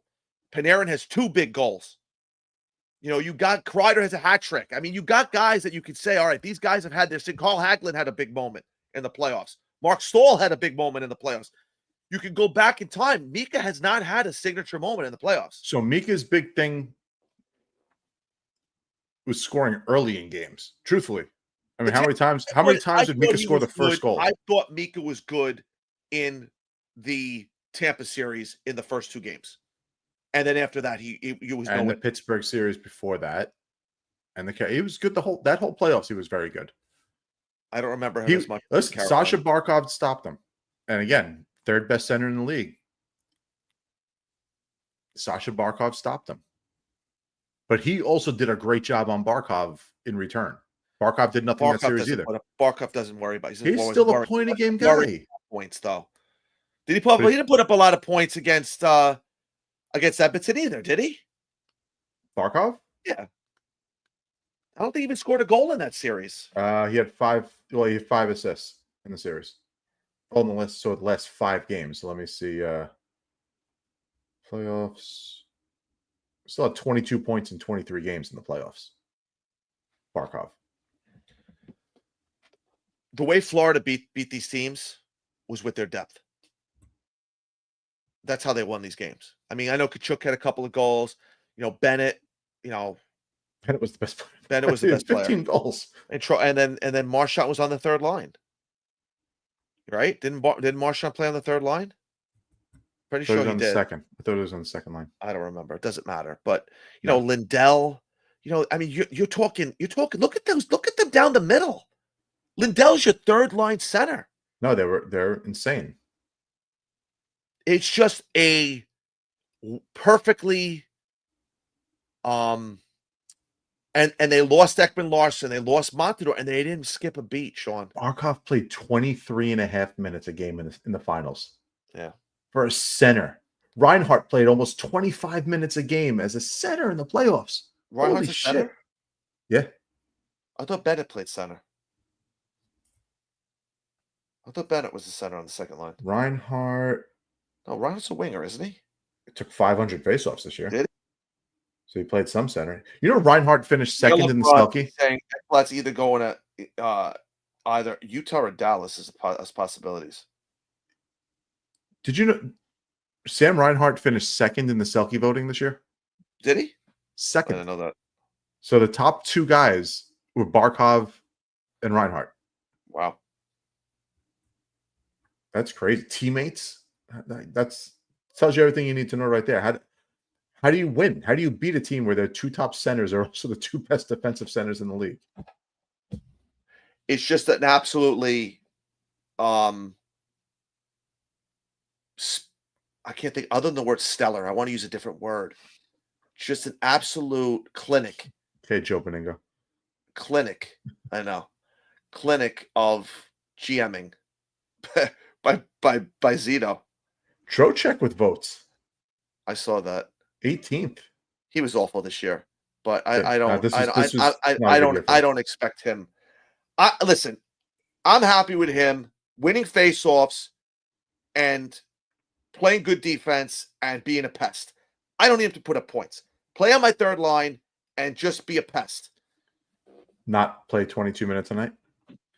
Well, I mean, if he's killing penalties, he might have to because they might have to now because now with Kreider not there, that's a huge penalty killer they're losing. And he was a threat on the ice on shorthanded. Mhm. I'd like to see big- Edstrom get a chance at killing penalties. I know, me too. With that length Yeah. and his speed, Yeah. block a shot, poke check a puck, he's gone. I'll tell you though, that would save some of these other guys' bodies too. Right. Because then you got Miller and Zibanejad and Trocheck all playing in every facet. And I honestly Fox shouldn't be killing penalties either. No, I've said that for 2 years. He shouldn't be. But he might. I don't know what they're listen, this defense is a disaster. And I'll tell you, Sean, get ready. I hate to say this to you. I think Carson Soucy's on this opening line. Not on roster. this opening night roster. So I'm telling that'll be you another right wager. now. That'll be another wager. I'm telling you right now. So what's the wager? So again, I'm just going by what I heard. I know you don't want to hear this, and from the source I heard it from, which is obviously no secret, Vince's podcast. I listened to the other night. His understanding, and no, I shouldn't say that. His opinion. So let's leave it at There that. it His is. opinion. Okay. Let me rephrase that.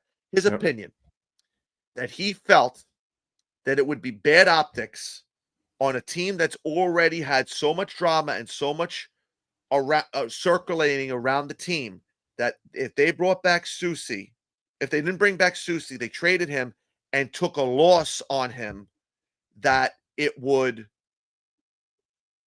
look bad, that make the franchise look bad. I'm paraphrasing. I don't know exactly how he worded That it. is so dumb. I The agree. guy was here for 18 games. It was not Well, a part of the fabric of this they team. had to friggin' massage. I mean, that's the other thing. You had to beg this guy to come here. Whoever said that? They had to ask. He had a no movement clause that he had Yeah, to, and he waived it. He had a But phone call with JT Miller, and that was it. but he didn't waive it right away. They had to kind of convince him to come here, apparently. I don't. Again, I'm that telling you, sounds. I'm saying I'm that sounds telling very you, overblown. I don't know if it is overblown or not. Yeah. But what they could do is on July 1st, when his no trade kicks in, Mhm. you throw the guy on waivers and you say, see ya. Because if they need the cap space, which I don't know, listen, this team has shot themselves in the foot again. I don't know if it's on purpose, who's leaking shit out, but I also wonder if this whole Miller trade holdup thing is teams are now holding them up because they know they're trying to get Gavrikov. So they're like, well, you need to trade Miller. So we'll give you whatever we want because we know you don't want him.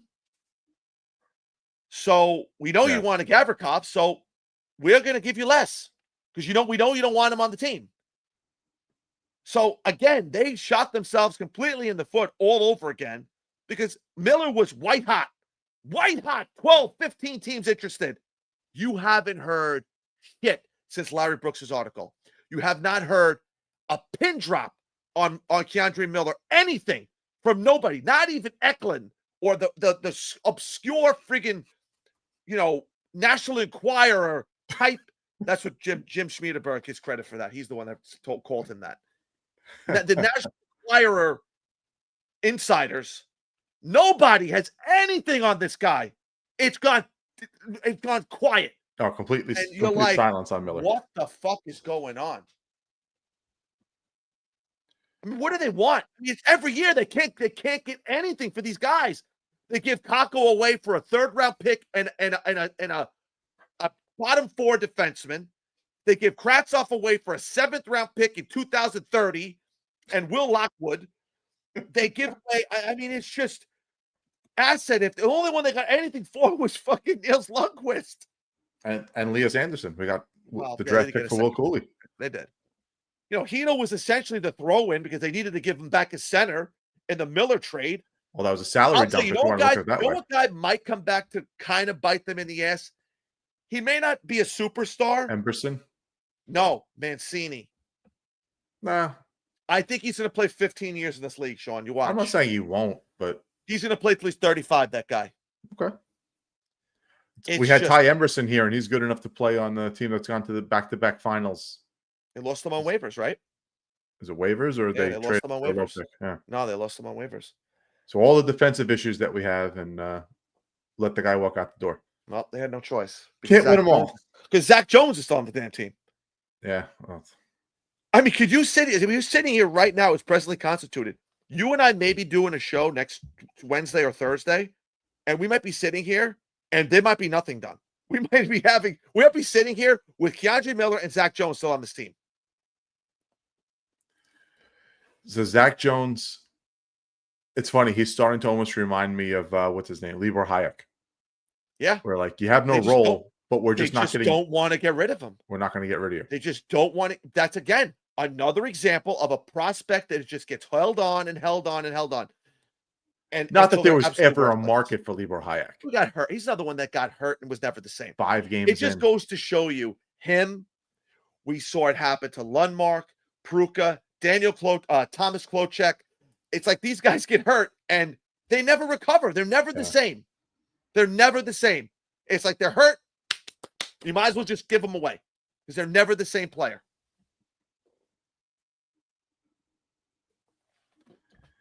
It's so frustrating with these prospects.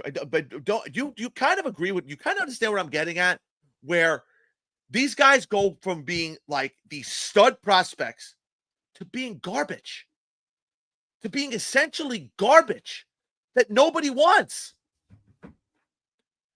Oh, that's why you have to you have to shit or get off the pot and be one team or be the other. Like you can't do both. No, you need to have a set of fucking balls when a good player becomes available. You got to say, you know what? I'm rolling the dice. I'm rolling the dice. They did it with Delzato. Let me ask you a question. So Jeff Fortgang brought this up to me, I think 3 years ago now, 3 or 4 years ago. Right. Where he goes, listen, these GMs, it's a club. These guys are all part of a club. Right. You know what I mean? And Drury might be on the outside of that club. So there might just be other GMs that just don't want to deal with him. they may not want to deal with the Rangers, but when Sather was here, Sather just had enough respect that it was all right. What about Jeff Gordon? I think he was very well liked by everybody. So, and then John Davidson came here, and he's very well liked by everybody. So, I think it took a little bit of that "fuck the Rangers" thing away from dealing with us. Mhm. And Drury's just, who he is. A douche. I don't know. So he's got a few guys that'll work with him, and that's Billy Guerin will probably work with him, and Seattle. Ron Seattle Francis. will work. Seattle. Well, Ron Francis, is he still there? Don't they have a new GM? Don't they have Isn't Botterill there now? I don't know. Seattle's one. And there's someone else. Mike Greer was his assistant in San Jose. Mike So Greer, Mike Greer that's works with another him. guy. Verbeek seems to work with him well. Yeah, Verbeek's taking all his crap. Yeah. So it seems like, but like, are the Doug Armstrongs going to work with him? Like, guys when they give away Buchnevich for nothing. Yeah, I'll work with you. Oh, you want Sekera up here? Oh, sure. Yeah. Chris Drury, Sean has been here. But Jim Nill, he got a first-round pick for Nils Lundqvist out of Jim Nill, who never traded a first-round pick before that in 10 years. That's probably his best trade. It's one of them. As Ranger GM, that's probably his best trade. His best non-trade deadline for draft pick nonsense. Right. Chris Drury has not made a signature trade as the Rangers GM yet. You mention it on every show. I can't help it. I'm still waiting. I'm waiting for him to make a trade where you know what you need? Wow, here we go. You know what you need? You need to have like a whiteboard behind you. I know. With how many days it's been since he's made a hockey trade. It's not even a hockey trade. How about a signature trade? A signature trade. And then you just count how many days he's been the GM of the team. No GM is perfect. Other than maybe Sather with trades. I don't know another GM that never lost a trade other than Sather. Bill Zito seems to be just doing right fine now. Yeah, and I'm sure we'll find one down the road. But every GM has that. Oof, what are you doing? Right. But every GM also, every good GM was like, okay, we got one over on them. We did it. Mm-hmm. We got what we wanted. He has not had that. He is not, and you want to say there, well, they got JT Miller. No, JT Miller forced his way here. Had nothing to do with Drury. They wanted to trade JT Miller to Colorado, and he said no. So I have zero. Sean, I hate to, I say this every show. I have zero trust in this guy. Correct. And you made a great point. I don't think he's liked. Why else would that memo have gotten leaked? You mean to tell me that doesn't happen in the NHL all the time? That sure memo got leaked to that extent? Yeah, I mean that when I. That's a great. Tell Jeff when you talk to him that was absolutely. That was a great point by him. I do not think that. I don't think it's not. I'll rephrase it. I don't think that it's necessarily he's not liked. I don't think he's one of them. I don't think he's one of the club.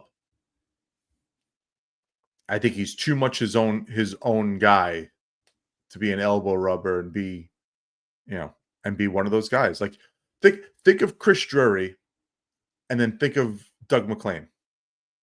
Think of the personality differences there. Well, I mean, different. But think of all these GMs. They all have a little bit of a personality. GMs, though, now. I know, but I mean, Verbeek has a personality, but I heard I've heard a lot of, maybe that's why him and Drury get along so well, because maybe they might both be on the outside. Yeah. I mean, let's just sit back and think of the GMs that you said it. I mean, Seattle, Anaheim.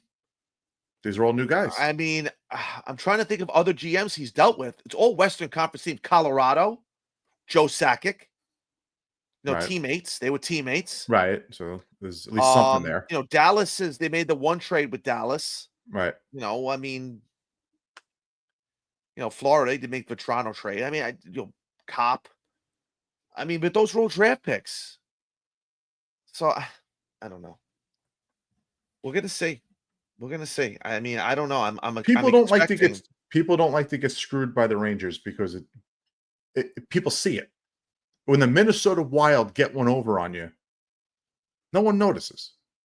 maybe in the hockey community, sure, but like Yeah. publicly, no one's talking about it. Well, we know for sure that Buffalo was never making a trade with They're us. not. They're not. So everyone who's butthurt about the Paterka thing, They couldn't he was never afford him coming anyway, here. Sean. It But he doesn't was matter. never They couldn't coming have- here. They couldn't have afforded him anyway. And giving They couldn't $7 million afford- to another Yeah. wing They couldn't do it. made no sense. They couldn't do it. Not unless you trade a lot unless you trade Lafreniere. Defense and centers is where they need Yeah. to invest their resources right now. And I'll tell you, the thing I don't understand, and Don LaGreca brought this up, and it's a fair point. Why were they in such a rush to extend Vakanainen? Like, what was the hurry? Was he a UFA? Yeah, but you're not. No, you're I'm also just not saying. paying- I'm just. you're not I'm paying just. him, so who cares? I'm just saying. Like, what was the big rush to sign him? To have people under contract so you didn't have your feet held to the fire trying to scramble and get all these different things done. So It takes time. So You understand it takes again- time to get people under contract, right? I'm Like it's fully not aware just of that, it's not a but- video game. Again, instead of bringing in the right guys, they're bringing in guys for the sake of bringing guys back. I like him though. Well, No, why he was nice. as a bottom don't- pair defenseman, he's fine. So what was the problem? Sean, I'm so over last year. He was able to get rid of Truba's contract without holding a penny and got an asset back that can play here. He's Can young. you win a cup with him? As your third pair defenseman? I'm asking. Absolutely. I'm just throwing it Yeah, out there. Can you win a absolutely. cup with him? Absolutely. Absolutely. We'll see. I don't think they're going anywhere this year. I think they're punted this season, but that's me. I There's think no way he's going to be allowed to punt 2 seasons. He'll be out of a job. Well, they're not. Maybe not punt. Maybe punting's not the They're word. not punting. But you tell me how. So They again, wouldn't we're have going signed- into our fourth coach with the same core, with the majority of the same core It's players. not the majority of the same core. Half the team is different from opening night. From the Eastern Conference Finals, from Game 6 of the Eastern Conference Finals to today, half the team has changed. Okay, Yeah. but this is still the same roster that ended last season. It's been 2 months. The same roster that ended last season. But you It's been can't. 2 months. You can't change anything because you can't trade anybody. So they're going to if they bring in Gavrikov or a replacement for Miller. Dude, in 10 months, they've changed half the roster over. In 10 Okay, months. Sean, I'm aware of that. Right. How did so they end the season? they haven't played the offseason. How did they end from the 4 time days they, old. from the, I'm not And they've saying already that. traded one of their You're guys. missing my point. You're missing my point. How did the season end? From the time they got Miller till this way the season ended? Okay. How did they play during that time frame? How would you suggest that Mixed. they played it? I would Mixed. suggest that they played And Kreider mixed. was hurt. So you Right. can't say, well, he was in the lineup for the majority of the time. He wasn't. They didn't put him back in the lineup after the trade deadline. So you can't blame him. And Lindgren was traded a week before the trade deadline. So they're fighting for their playoff lives. And what did they do? How did they play? That's my point. 15, 14, and 3 since JT Miller got there. 15, 14, and 3. So some good, some bad, as I said. So a 500 team. Yeah. 500 With terrible defense. Terrible defense. And we're acknowledging that they need to redo the defense, do we not? Okay. Okay. So I'm asking you this question. Yeah. I'm asking you this question. They get rid of Miller. Yep. They bring in Gavrikov, and they do nothing else. Is team making the playoffs? Well, Susie's going to be gone. I'm telling you, You're going to he's get not. it. I'm telling you. You want to make that a bet too? I said this. What are we betting? No, we didn't decide All what right. we're So, betting. so let's. What's the bet? We're not going to do it for money because I'm not going to pay It's- you, and I wouldn't expect you to pay me. No, no. It's So what can we do? let's let the fans decide. Okay. We'll let the fans decide. I know Within it's gonna reason, be gentlemen. something- It's going to be Within something reason. ridiculous. No one's blowing anybody else, so shut up. Yeah, nothing stupid, nothing dumb. If you want me to wear like a Trocheck jersey or a Yeah, Mika that'll be it. jersey, I have a That'll be Mika it. jersey. So Well, who do I? Do you have a Fox jersey? I don't. I don't really buy jerseys anymore. I have I'll an have to Aaron see if jersey. I'll have to see if I can borrow a Fox jersey from someone or something like that. If I See, lose to the me, bet. that's not to me. Even wearing a Trocheck jersey, I wouldn't care because it's still a Ranger jersey. I think you really have to do something bad. But I guess it's fair. I mean, we'll think of something. Yeah. I think Susie's on this Leicester. I think the only way he's not is if for whatever reason they can't trade Miller. But then again, I don't think you can afford to bring back Miller. We can do one. The other one takes the other one. You and I, we're gonna do a candlelight dinner, just the two of us. We have to go to a steakhouse, a steakhouse of our choice. Oh man, that would be funny though. That would be freaking hilarious to see you and me at a candlelight dinner, steakhouse dinner somewhere. Oh, with God. the loser Yes, the- wearing with the loser wearing the jersey of the guy they Well, we can't got to wear stand. like you got to wear like a leisure suit from the 70s to dinner. like a light blue, like Dumb and Dumber, like leisure Yeah. suit. That would be funny. That would sitting be there, funny. sitting there, Bryant and Cooper. wearing that. Yeah. But we'd have to figure that out because we have two bets going. So we have the Mika bet. We'd have to do three different three bets. Yeah, And then we'd have to do Best- like that's two right, out of three. Yeah, Yeah. All right, so one will be Susie being on the roster I opening have a night. Kreider jersey. That wouldn't Yeah, hurt so me. do I. Yeah, take out the Patreon viewers. So Are you in New York, Mike? Take you out for a beer. That would be funny. So, all right, so it's Susie being on the roster. Right. Zibanejad 70 points. So we'll need a third. We don't need to know right now, but we'll need a third wager.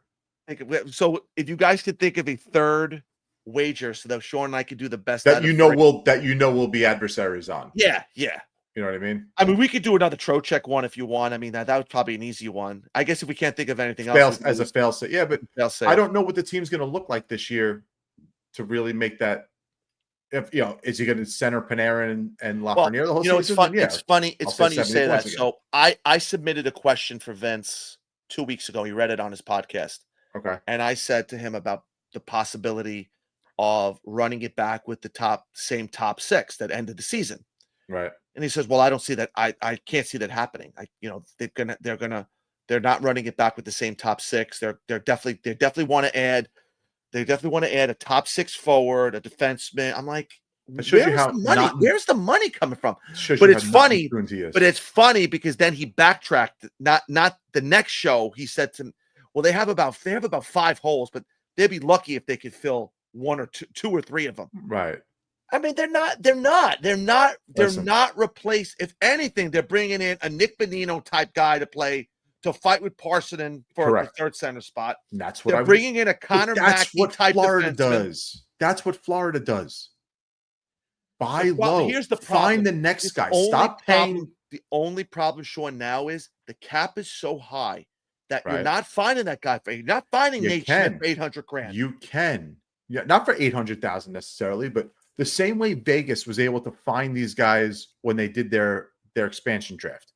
They looked for undervalued guys around the league Well, like Oscar and gave Lindbergh. them a shot.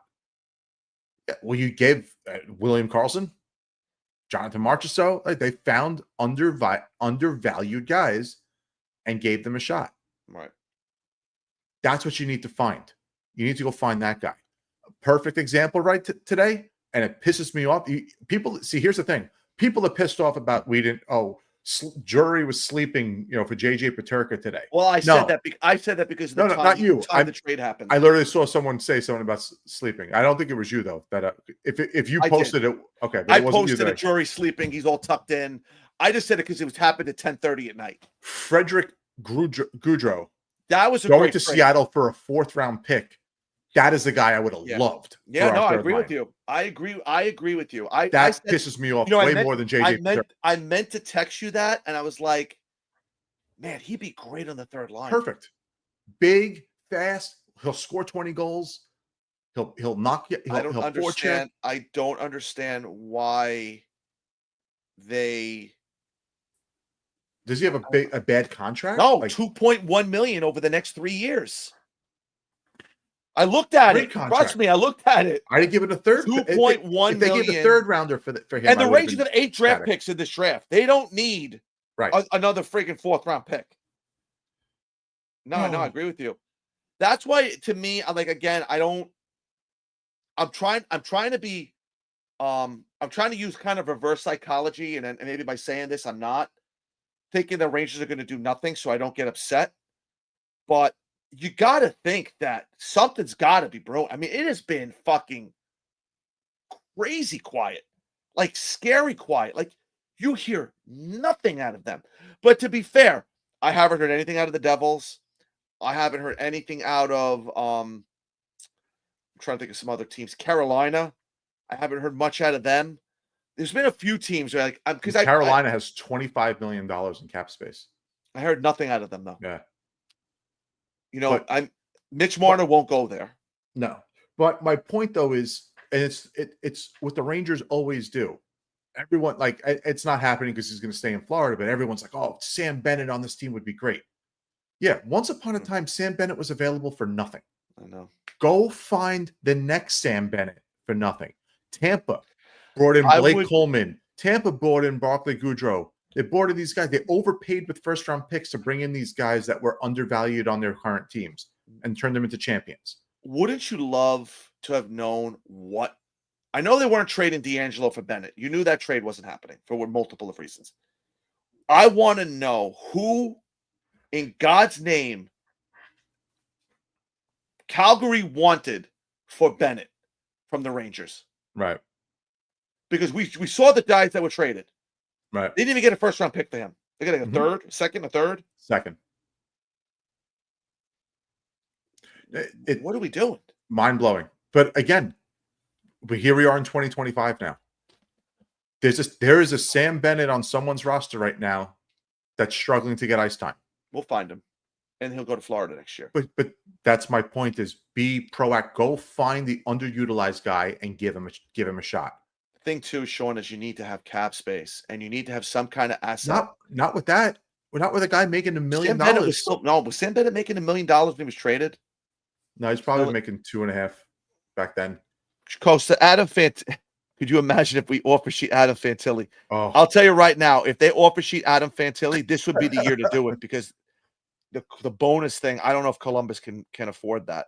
Well, they're putting a stop to that. That was my comment today. Joke. But they won't put a stop to the no state tax thing. Only a big market thing. Oh God, when is Gary Bettman retiring? I mean, seriously, I've had enough of this guy. I really have. Him and his fucking small market bullshit. The devil I know is better than the devil I don't. I'm petrified of it. Hopefully it's Bill Daly. Hopefully it's Bill Daly. I like Bill Daly. I don't mind that. Wow, I don't want this league to go even Adam Silver. Even Twitter right now, like there's nothing going on. Yeah. It is like really quiet. Who were we just asking about? Bennett, right? What was Bennett's contract when he was traded from? Yeah. I have Puckpedia up. Yeah. I'm still trying to figure out how to use that site sometimes. So I was looking at better at it. The Rangers cap. So what year was this? God. Let me see what year he. So 21 or signed by Florida was that. Okay, so can you go back on 2.5? Yeah, 2.5. Okay. So 2.5. So Florida signed him for 4.4. He signed it for 4.4. Yeah. Okay. And that was what year? 17?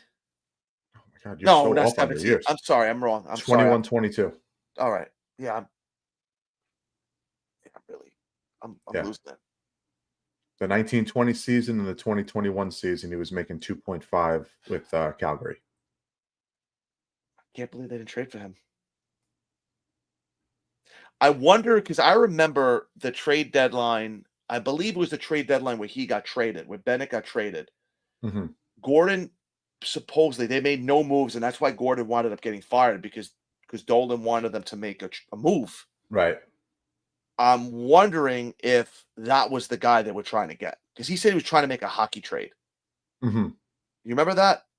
I'm wondering because that's not really a hockey trade for a second-round pick.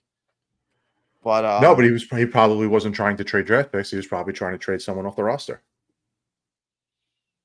Yeah, I guess. I mean, maybe rebuilding at that point. Maybe they're trying to trade Kravtsov for him. Who knows? Who knows what it was? I don't think they're trading Kravtsov at that point. In 2021, he's already 4 years deep. He'd already gone back to Russia the first time. before he came back. Are you sure? No, Yeah. Kravtsov wasn't 4 years deep. Kravtsov was It the was 18 18 draft. 18 Yeah, draft, so 3 years deep. 3 years deep. Jury had already 1920. kicked them off the wolf pack by then. So it was between him going back to Russia and coming back again. I'm surprised they wouldn't have taken that trade then. But again, it's find the next guy. That's why I loved hearing the talk about Columbus with us trying to get Voronkov. That's a guy that I would love to have on this team. Yeah. Good third line guy. That guy mashes 6'5", and can yeah. score. Yeah. So find the guys that are underutilized in other areas. That's how you build a winner. That's how Florida's done it. Right. Because if you have to go out there and buy your Sam Bennett, buy your Barclay Goodrow, you're gonna overpay. Well, they were joking around that the Rangers' fourth line is now still less Than than what Barclay Goodrow Goodrow himself. played. Yeah. It is. And that's how you have to build a roster. You can't Right. have a third. First of all, I'm not really 100% sure if Goodrow was brought in to be on the fourth line. He might have been brought in originally to be on the third line, which is what Correct. he was when he played with Tampa. Right. So, how do you feel about giving? He was on the fourth line with Tampa. No, it was third line with Gord and Blake Coleman. They were in the third line. Oh, I thought that was the fourth. All right. Yeah, Bedard. What do you think of this possible Gavrikov's contract of almost $8 million? You think that's legit, or do you think that's high? I think it's a little high. I think that's what he's trying to get. I don't think he gives enough offense to warrant that type I'll of tell deal. you, LA has a lot of cap space, and I know they're trying to get. They're in for Mitch Marner.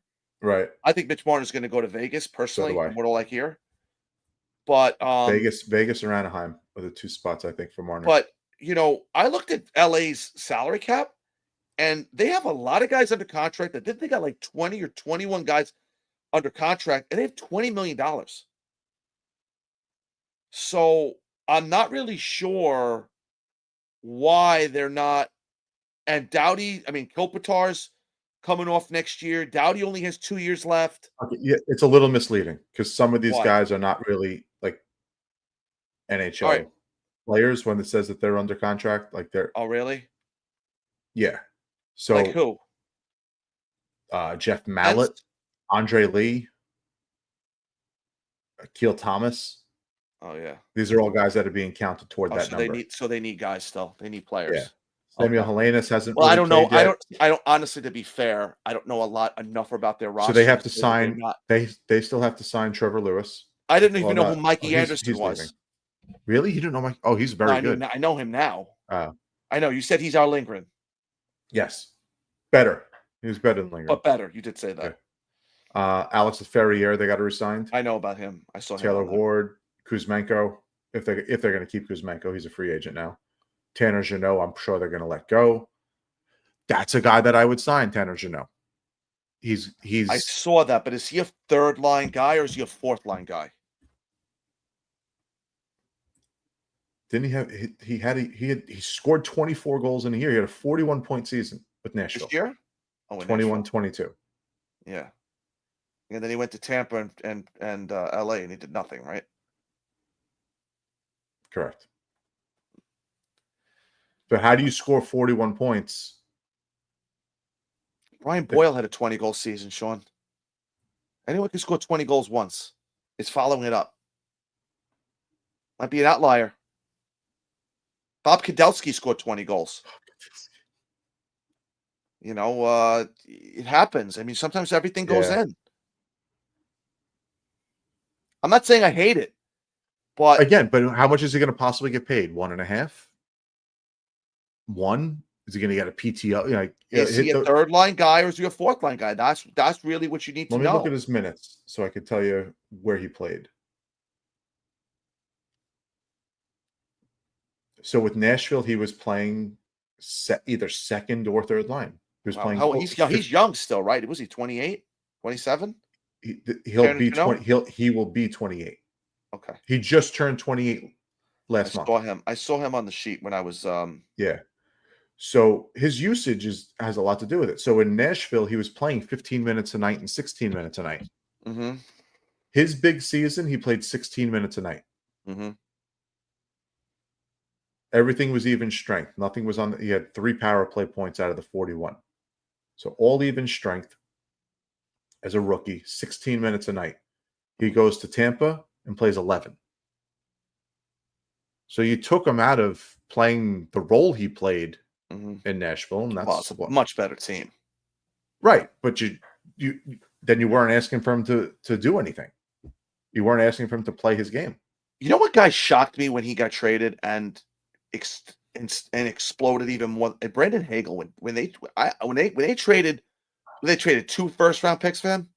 Mm-hmm. I was like, for that guy, and he's another guy that just went down there and was like, he just blew up. I'm like, Find is the he really that good, underutilized that guy. guy? I don't think anyone saw him scoring 40 goals. No, I didn't see that. Yeah, no one saw that. To me, I thought he was like Andrew Shaw. I thought he was that type of player. Right. That's who he reminded me Good of. comp.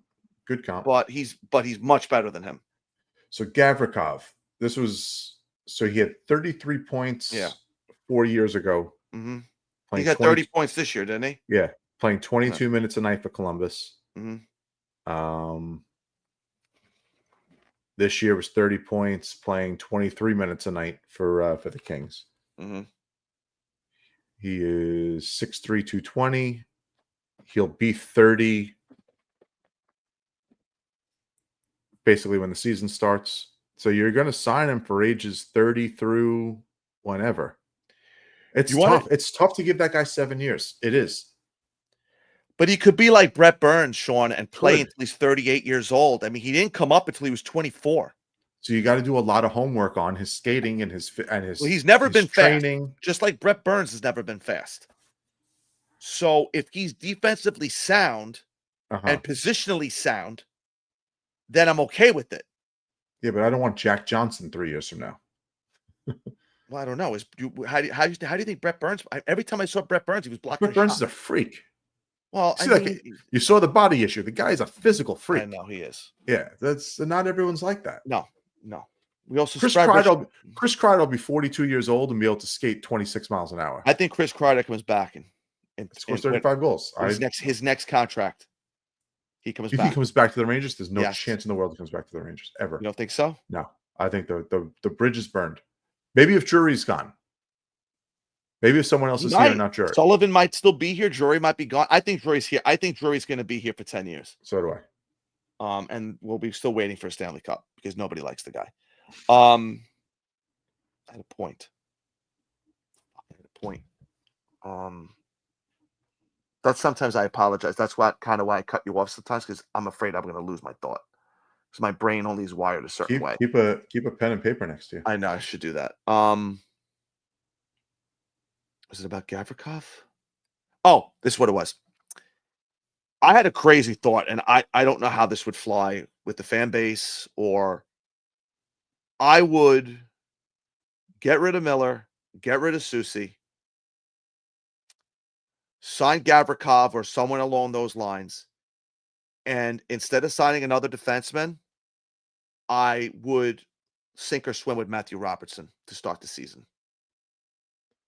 And Vakanainen on the left side. Right. See what you got. See who shakes loose. Guys always shake loose in training camp on waivers. Mm-hmm. And sign another forward. See, this is why I would go for Provorov, though. Provorov's younger. Provorov's still only 28. He's 2 years younger than Gavrikov. Well, when did he turn 28? So give me his birthday on here. Gavrikov's 29. January. Okay. Gavrikov will be 30 in when November. The season starts. Yeah. So Provorov will be 29 3 months later. It's half a season. It's a year difference. That's half a season. It's a year and a half difference. Agreed. Yeah. But how old was Provorov when he came into the league? And how many more years? How many more miles? Young, but he's never missed games. Guy plays 82 games. I'm not opposed to it, Sean. I don't want to sit here and tell you I'm opposed to it. Yeah. But does Provorov need to play the power play? Does he need to? Does he need to play to be effective? Let me see what his. Because as much as you want to shoot Fox. No, Foxville needs to play on the power play. And listen, unless they're going to, unless they trade Schneider and they sign D'Angelo, That's another thing. That's another point I want to talk to you about. What are they doing with this guy? He's untradeable. No, excuse me. He's untouchable. Yet he's on your third pair. So Provorov had 33 points this year, and 30 of them were 5-on-5. Okay, so he's not a power play guy. No, Werenski So ran the power play. Oh, that's right. Listen, I'm good with either one. Yeah. What are their underlining numbers? Like, what's Provorov's defensive metrics? I don't know these things, No, I nor thought you- I will thought I maybe you pretend had to. No, I don't even know I wouldn't even know which ones to look at. I know nothing about analytics. I don't agree with analytics. I heard again, this is through a podcast, that Gavrikov's defensive metrics were outstanding with LA, right. but they were not as great with Columbus on a worse team. So there you So go. take that for what it is. Bunch of kids But I playing do, in front but of I you that do, can't but I defend. do think that goaltending plays a factor. Maybe Rangers have a better goaltending than Columbus and in LA. Right. Even though I know Kemper had a good year this year. You're the one that brought that to my attention. I did not know he was having that He's great a season. Vezina finalist.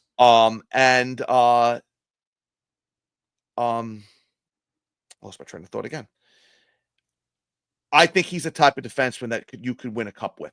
Like, I think he's the type of defenseman that guys that you could win championships with. That's my opinion. But then you're banking on him again. This is if you're signing him for 7. What's the window? What's the window to win? What's honestly right now? So let me ask you 3 this. years. Okay. 3 Let me years. ask you this point. Let me ask you this question. 3 years is their window to win. Why is it 3 years? Panarin's going to be gone after next season. So why is it 3 years? Because of Miller? Because of Miller and Shesterkin. I mean, at Shesterkin's 33. 29. Right. So I'm saying after 33, that's when Hank started to go downhill. Not everyone's Bobrovsky. I mean, he might be. I don't know. But after 33, Hank wasn't the same. And to me, Hank was as prepared and But do you need to be committed as there was. Do you need to be? But that also is my other point. You don't need to be all worldly. You just need to make the timely save. You've seen inferior goaltenders up until the last 2 years win championships. Up until the last 5 years. Only one in the last Hill? 5 cups. Adin Hill? Yeah, Vasilevsky won 2, who's all world. And now Bobrovsky's won 2, And who's Kemper. all world. And Kemper. I forgot about Adin Hill. And Kemper wasn't good and Adin Hill. But 3 years. Well, then I think if that's your game plan, then I think you need to get who's available when they're available. Right. So I don't know. I wouldn't feel comfortable at $8 million, but So I the money, the AAV is less important to me right now with a guy like Gavrikov than the term. well, I heard the term is that they said apparently He LA wants was 7 years. And from LA, he's going to want 8. He's going to want the most that he can get right now. Mm. There's no reason for him to sign a contract with LA right now unless they're going to offer him 8 years because that's the only advantage LA has that other teams don't. Well, I heard the term wasn't the problem with LA. It was the AAV. Okay. I mean, that's what the last Right. I heard on him. I just think, if you're my personal opinion was, I understand the defense hasn't been great. I'd rather see what Robertson can give you. And you got Robertson, you can spot in if you have to, if another veteran type guy that making $1 million, and you see who shakes loose instead of throwing money at somebody. I'm not going into a season with Robertson. But then you're going in $1 with million Carson. guy. Well, let me ask you this thing. They're not trading Carson Soucy to They bring are. in another $5 million defenseman. They're not. Yeah, they They're are. going to ride out with Soucy. They're going to reapply his $3 million to somebody. I don't think they are. You think they're That's- going to bring in 2 brand new defensemen? Why wouldn't they just No, keep Soucy? I think Robertson has a chance of being here. Oh and no, I think he's going to be. Zakaria's gonna I be think here. he's going to be. Oh no, I know that. Yeah. But the question is where they're slotted. Is it 6'7" or is it 5'6"? Or, yeah, or 4'6". You see what I'm saying? The left side. Yeah. From Just the 1, left 2, and side. 3 on the left side. So Yeah.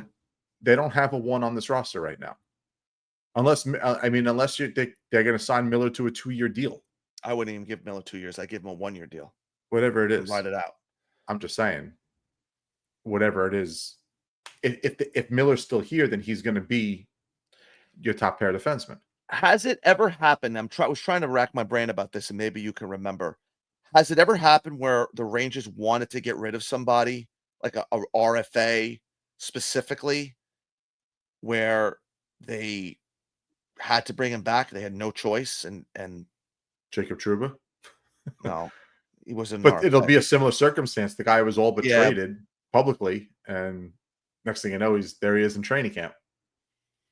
Yeah, I don't think. Yeah, I don't think that's good. I don't think they're going to want that. And that's why you season. that's why you almost can't do it at this point, because they can't take a chance of there being one negative vibe in September for training camp. No. That needs to be the most positive training camp that anyone's ever been to. Plus, it's already been put out there that Sullivan is not a Miller fan. Right. So that So he's gone. Right. So he's gone. So let's not even consider that. Right. So if Miller's gone, Soucy's gone. You have Vakanainen, Jones, and Robertson are the 3 left-handed shot defensemen that are under contract. Mm-hmm. Braden Schneider can play the left side. I think he should at this point, because it's time. But that why he plays 20 why minutes does a night. Borgen have to be your second pair defenseman?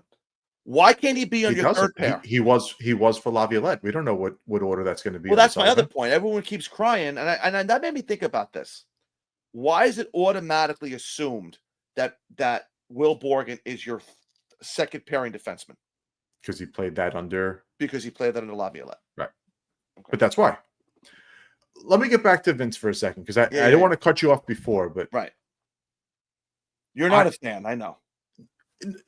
I am a fan, but I'm also not. I give the guy credit. I mean, he does his Works his ass podcast off. every week. He never Works. takes the fucking week off unless he's having a kid. Unless he's having a kid, then he takes 6 months off. Yeah. But other than that, Story. yeah, he's got to breastfeed himself. There's a lot of things he's got to do. Paternity leave, 2025. Anyway, Unbelievable. Good for him.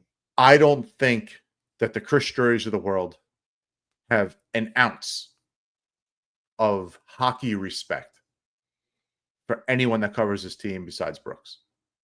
Not professional respect. I think they have professional respect. So when it's in their contract, when they have to speak, Mm-hmm. they will be courteous. They will answer the questions. They won't be dismissive in a professional sense. But this is the offseason. Drury doesn't speak to anybody. There is not 1 ounce of information that Vince Mercogliano, that Arthur Staple, that anybody else who covers this team besides Larry Brooks, unless Larry Brooks is being fed something, because that's the only outlet they will give any information to. Molly Walker. There's not 1 ounce of them giving any information or any inkling of thoughts to those people in the offseason. Mm-hmm. So when any of them come up with something, it's just their own thoughts. The same way me and you are giving our own thoughts. We're not tied into anything. Mm-hmm. Games, listen, the minute that training camp starts, You don't think they have some kind of sources, though? zero. None? Zero. Zero. I think that Drury is Fort Knox when it comes to information. It's Fort Knox during the season with information. I know, it's terrible. You think during Just the like- offseason when he doesn't have to be around these guys? Just Now like they're gonna get leaks. say they used to address Gordon was better. Gordon say was they great. used to address the second day of the draft, and then Mm-hmm. he would do a press conference if they signed somebody like on July 1st. Right. Drury doesn't even do Drury does one or the other. I don't think he does both. A no first round pick this year is not going to be inclined to talk during the draft. at Well, all. he might not talk. He might talk on day 2. Sometimes they talk on. Sometimes at the end of the draft they do talk. But again, he might not say anything until something shakes loose. But listen, from the second training camp starts, from the second that the beat writers are given their access, Mm-hmm. he works his ass off, and I'm sure he's very likable. And so, he gets his information there, and the players like him. The players, I They think, can relate trust to him. him. They can relate to him, right? I'm sure they go to him before they go to Brooks with anything. You know what I mean? The players, I'm sure they're more comfortable talking to Vince than they are talking to Brooks. Yeah, because But- Brooks bashes the players too. But though. Drury, I think he knows Brooks has been around for 40, for Well, he knew almost Brooks 50 when he years. was the captain of the Rangers. Right. that could be a good thing or a bad thing. I don't know. Yeah, it's true. I gotta Um, remember. I don't. Yeah, I don't remember if he crushed. I'm Drury. sure he did. He crushes everybody. Probably definitely did. But Maybe not as bad as Dan Boyle. yeah, but that's why I listen. That's why things are being broken by the Dave Pagnotas and the Elliott Fried. You're getting more from them because they're tied into the rest of the league where they're I'll tell hearing you, it from everyone else. Frank with the conversations Saravelli up. was the first Saravelli, guy. that's what I think of. Yeah, Frank not Saravelli Pagnotta. was the first guy that had the Kreider trade. Yep. He's the only one that had Panarin back in the day that the Rangers were interested in on Panarin. The only Right. one. Not McKenzie at the time. Not Right. Dreger, Dreger was the one that broke it, though. Uh-huh. Dreger's is good with the Rangers, too. Right. And then he was the one that had the Tarasenko trade, Saravelli. He was the 1st one that had the Tarasenko trade. See, now Elliott Friedman on the flip side, he works for 590 with Vancouver. He had the JT Miller trade. Right. So you kind of starting to see like where all these connections are. So I connect the dots where whose sources are where. Our beat writers don't know a goddamn thing. Well, They're Brooks, retweeting what the national guys are doing. No, Brooks gets fed has broken stuff. because he gets fed. Yeah. Right. When Drury wants you to know something, he goes to Brooks. So I'm wondering if that's where that story came, that Keandre Miller story that was planted. Of course it is. Of course it is. It's posturing, though. Right. Okay. There's no way he could be back here. If it's already been public that the coach isn't a fan of him, if it's already been public that we're shopping him after what happened last year, you cannot have somebody come back that you've already openly admitted you're shopping. Can't. Here's the other flip side of this then. Could they commit to a contract with Gavrikov without already having Miller traded? If they have Cooley already signed, yes. See, my where I struggle with this is if you don't have Cooley signed, then you sign Gavrikov to the long-term deal, and you still also have Miller. You leave yourself open to an offer sheet for Cooley that you can't match. Because then what are you going to do with Miller? He's still a prime asset. You can't just let him like walk for nothing. No, just to move him. Yeah, I don't know. They're in a tough spot. It's a very tough spot. Well, that's where at that point, then you probably would have to put Soucy on waivers. This is why I'm hoping. This is why I'm hoping Cooley gets signed sooner than later. I'm waiting for this Matthew Nyes thing to get done. So why? What's his story? I saw them posting about that. How much do they think he's gotten? Someone depends on the term. I saw that it's either $7 million for 5 years. He might. God, they can't afford that. Well, I don't think Cooley's earned that, but Nyes had a better season, didn't he? I think he's had multiple better seasons. And now he's going to step into, Mitch Marner's role. Mm-hmm. Yeah, he had Nyes at 58 points this year, and I'm looking it up now. 35 last year. Yeah. So not he had almost 30 goals. So not he went up to playing 18 and a half minutes. Yeah. What did Cooley have this year? He had 20 goals. I know that, right? Right. 20? Yeah. Great podcasting. 45 points. Yeah. So what did Nyes have? 58? 58. Yeah. And he had 30 last year, whereas Cooley had 21 last year. Mm-hmm. Yeah, and the season before that doesn't really he's like a year behind him in that progression. Mm-hmm. Listen, if I'm Cooley, maybe I only sign a 1-year deal. It'll either be 2 or it'll be long term. Yeah, I don't know. 2, 5, or 8. But you're gonna have to pay him a lot more money on an AAV the longer you want to go. Yeah. I don't know what they're gonna do. It seemed like they were starting to lock up everybody quick. I mean, I think it's just they only have 3 RFAs left. And one of them's Kaliev, and if they do qualify him, he's going to probably be, the minimum anyway. Right. So I don't think he's coming back for a big deal. No, he's not going to get more than $1 million. He'll get 9. I don't even know if he's going to get that. That's what I'm saying. He'll get like 925 or something like that. Yeah, he was waived last year. He might get the league minimum. They might give him whatever his qualifying offer was. Yeah. But there's an example of bringing in someone who is an underutilized asset that has some upside, and you see to work on that skating though. But you see what it is. Mm-hmm. They need to get him to be physical. I don't know if they can. Mm-hmm. I don't mean physical like to fourth line player physical. Just someone Right. who's willing to go forward and battle in the corners. I'm And use wondering his if size. they're probably, from what I can tell, I think they're going to leave one spot for sure on that third line and say, okay, Perot, Hoffman, Berard, Kaliev. Which one of you are taking it? I don't think they're leaving both wings open. I think they're going to sign some other fringe veteran. See, I could see them going for the center. I don't know if they can get the center. What free agent centers are out there? You want Charlie Coyle? I would love Charlie Coyle. No, seriously, I would love Charlie. I Coyle. know. Fucking kills us too. That's the only thing nice about Peterka going to Utah. We don't have to fucking face him anymore. He can't fuck us anymore. Him and No, Charlie. Leave Charlie Coyle out there. The guys that I would be interested in seeing is Pia Suter. Who's the other one? Christian Dvorak. Because I'm not asking them to play top 6 roles here. I'm asking them to play a third line. Dvorak's been hurt though. Like, what's his? Andrew Mangiapane is a guy that I would bring in. Heard a lot of teams right on him. Yeah. I'd kick the tires on Mason Appleton. I'd see what he wants. He's someone that I wouldn't mind having. I think he's gonna get a couple of million too. Yeah. They need a guy like around $1 million, maybe 2, the max. Yeah, 2. 2 the max. Sean Corrali. I think he's more of a fourth line guy at this point, though. Frederick's going to get signed. Nico Sturm. Any chance? Is there any way possible that Johnny Brodzinski's penciled in No. for the third line center spot? No. Okay. Different regime. You know, that's another thing. Johnny Brodzinski found a role.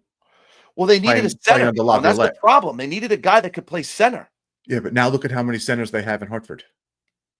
Young ones. Well, they got the guy Terrence. So you got Terrence. You have McConnell Barker. You have Todd, Brandon Hassan. you just signed, what's his name? Your draft pick, Noah Laba. Is going to be another guy. Like, they have centers in Hartford now. Like, young Brandon ones. Brisson's Brandon center too, Brisson, right? Yeah, Brandon Brisson. He's an RFA also, I believe. Yes. Or God forbid, you find by trade, you find some an underutilized center somewhere. I'm wondering if they would use Parsonen as the 13th forward. Maybe that's the plan. Maybe. Maybe that's the plan. He's a younger version of Brzezinski. Mm-hmm. But I'll tell you right now, Brzezinski, I'll give that one guy some credit. He fucking makes it very hard for them every year to get rid of him. Because he's a Swiss Army. He does a little bit because you can skate. If you could skate and play hard, you can play in the league. And he plays center, and Right. that's a big thing. Suter had such a nice year last year. Yeah, I heard they're not bringing him back, Vancouver. So he's going to be 30. He just turned 29. So he'll be his age 29 season, but he had 25 goals for Vancouver. He had 46 points. That'd be a nice third line. He's a little small, but he's 5'11", 175. So it's a little small for what we want, I guess. We already have Trocheck too, who's small. Right, similar. No, I don't think Brodzinski's going to be the. He may not even be on the team. I don't know. He might be the 13th forward, or he may not make the team. Every time I think that guy's gone, he just crawls. He's like a cockroach. He crawls right back in. He does, but he wasn't a Gallant guy necessarily. He really found playing time under Laviolette. Well, they couldn't send him down anymore because they had no center depth. They had no choice. Right. They had to play him. Right. We'll see. We'll definitely see. Well, but to be fair, if they desperately do need a center, they could move Mika back to center if they had to for a couple of games. They would. I mean, one of those wings would need to bang on the door to play top 6. Then whether it's Othman, Berard, or Perot. Which I don't want to rush Perot. I want him to play in Hartford. I'll be honest with them. Honest with you, Berard to me was the most impressive of the So three. was I. I agree. So Yeah, I don't think Perot's ready at all. I don't think Othman was ready. I liked wasn't good. I loved what I saw from him. I know he didn't But he score. I didn't. get it. I get it. But I loved what I saw. He went to the places you want to see him go on the ice. Maybe it gets So, better. It's a very big season for him. Real quick, before we wrap up, Mhm. so obviously Steve It's probably the Cornianos, longest show we've ever Friend- done. 2 hours and 10 minutes. 2:10. We've gone longer than this. We have gone. Oh, Yeah, we've gone 2.5 okay. before. Friend of the show, Steve Cornianos, put out his off-season draft,